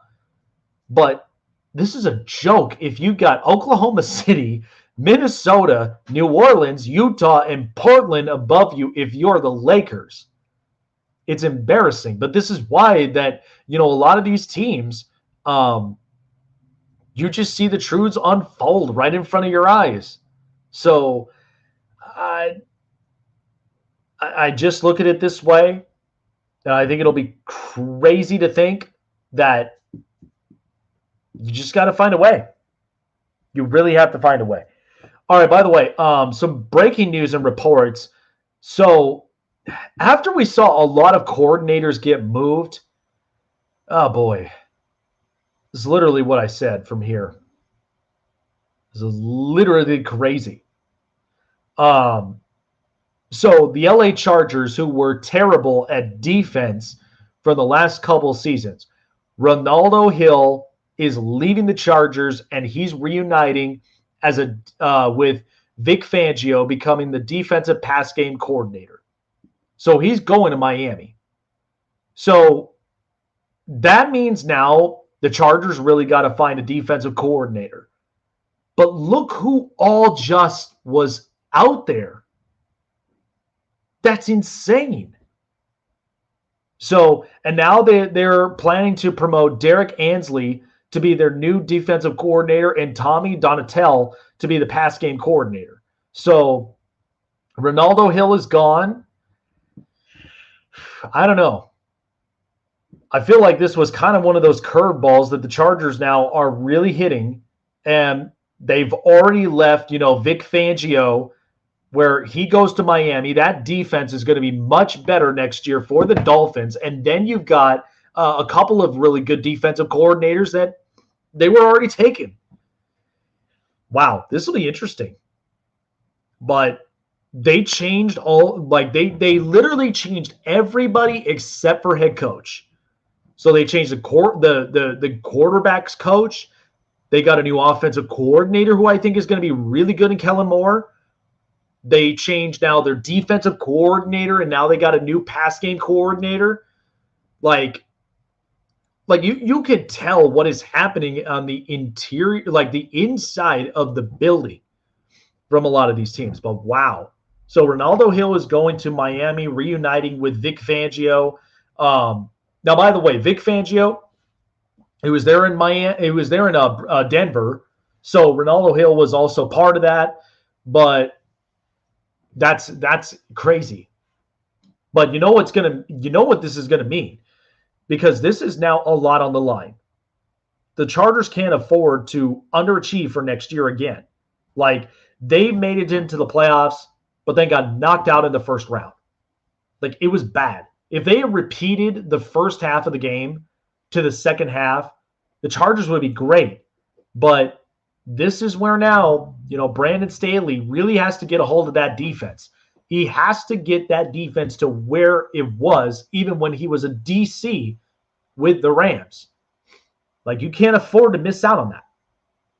You can't afford to end up making that happen. So, wow, what a change. This is interesting stuff. We get a lot of, different stuff. But thank God it even broke out in the news. But wow, interesting. But again, you missed out on a lot of guys. Brian Flores, he's the defensive coordinator for the Vikings. They'll be better. Miami, Vic Fangio, better defense next year. So you really have to pay attention to that narrative. So I don't know. I don't know what you do. But all I know is that's just been a ton of moves. So, all right. So on President's Day, we know that this is a day where we really look back at a lot of our former presidents. We obviously have the current one who's in office, but I keep this short and brief. But some really good President's Day kind of things, because everybody we all know during President's Day, they're either out there riding. Because I've done that a couple times where, we've gone out riding with the quad, gone out to, the dunes. We've gone out to a bunch of places. So I usually like to go riding during President's Day. Sometimes too. I mean, we chill, we hang out. Going to be planning to go to the gym afterwards. Me and my fiance, obviously we have our wedding that we're still, coordinating on and we're preparing for, which is exciting stuff. So there's a lot of stuff right around the corner. But President's Day, we literally look back at a couple of things from former presidents. And I think about this too. So, as far as our country and as far as our nation is shaped, like, presidents are a big thing.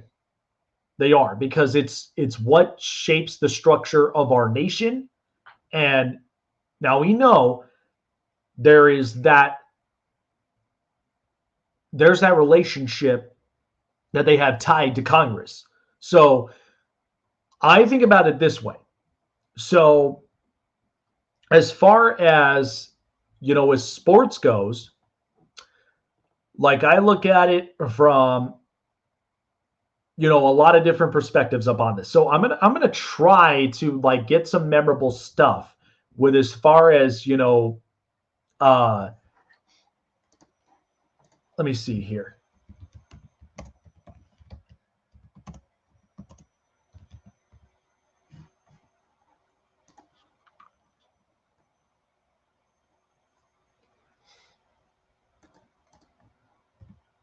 So here's something that's pretty interesting.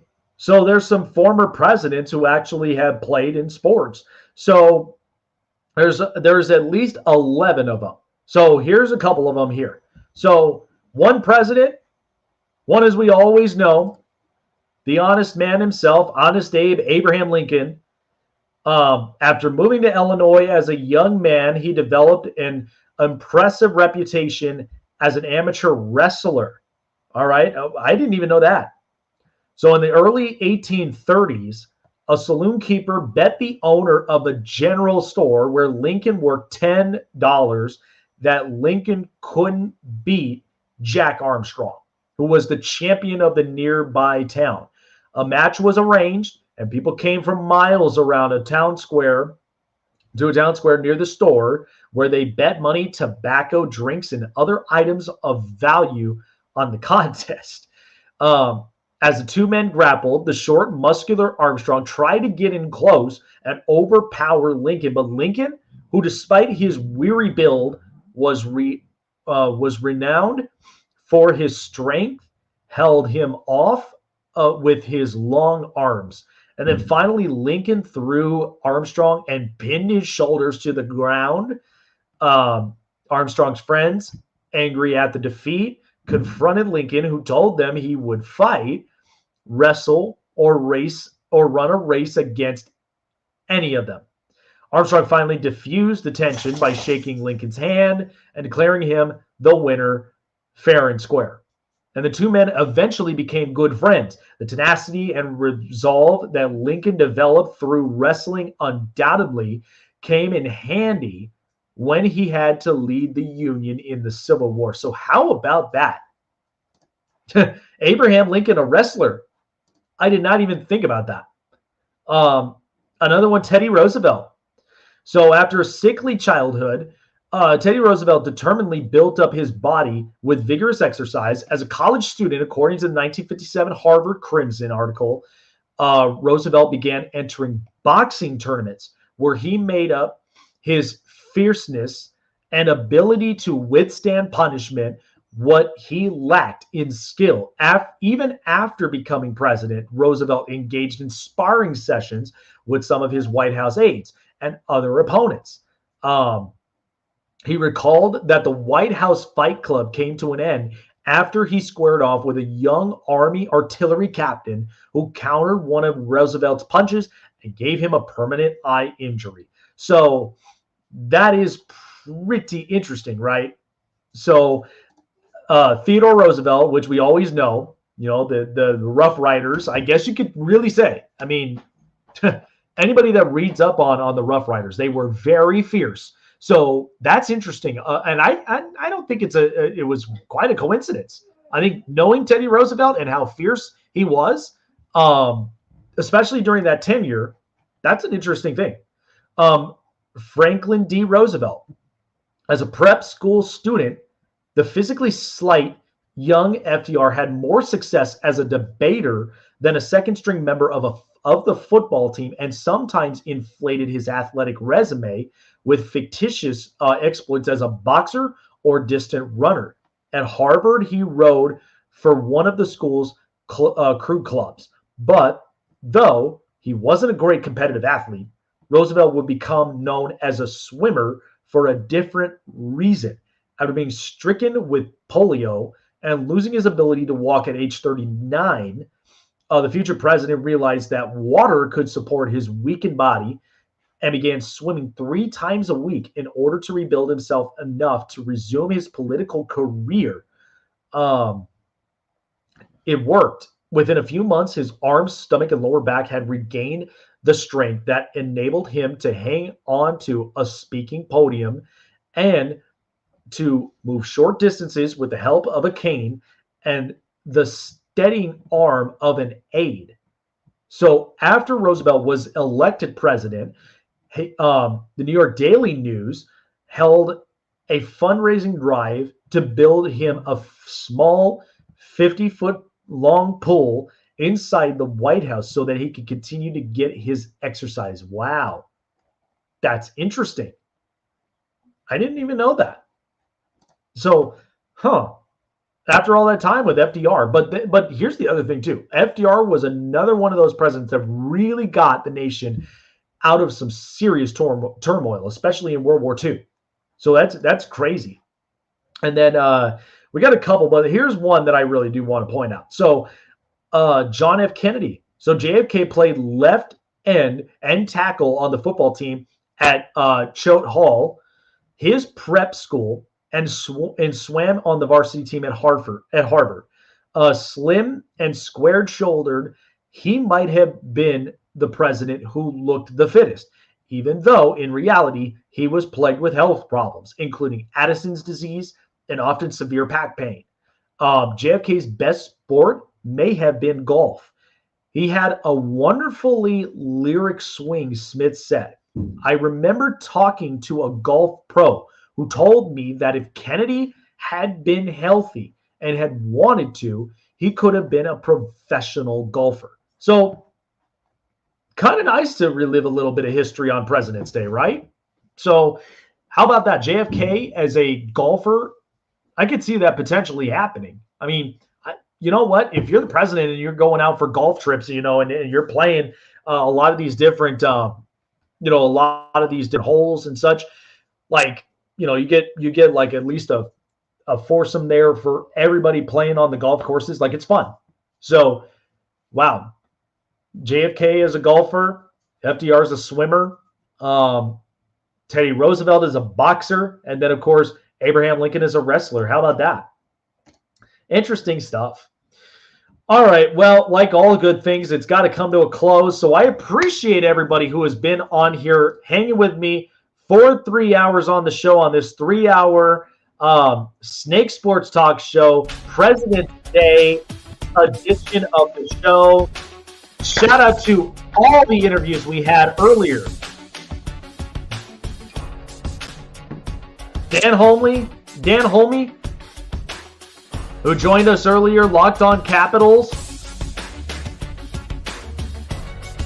Javier Reyes, Locked On Padres. Gil Martin, Locked On Islanders. And then, of course, Seth Toupal, who was on with us, Locked On the Minnesota Wild. We had a lot of really, really good interviews all throughout the span of the 3 hours. Appreciate every one of you guys for joining in and for hanging with me. And if you haven't done so already, like, subscribe, hit the bell button for all latest notifications to keep you up to date on future and past shows of the Snake Sports Talk Show. All of the links are in the description. Plus, you need to find a seat and $20 off. Promo code Snake Sports for SeatGeek.com. Link is down in the corner. Have a great rest of the President's Day weekend, folks, and we'll see you next weekend on the next edition of the Snake Sports Talk Show. Take care.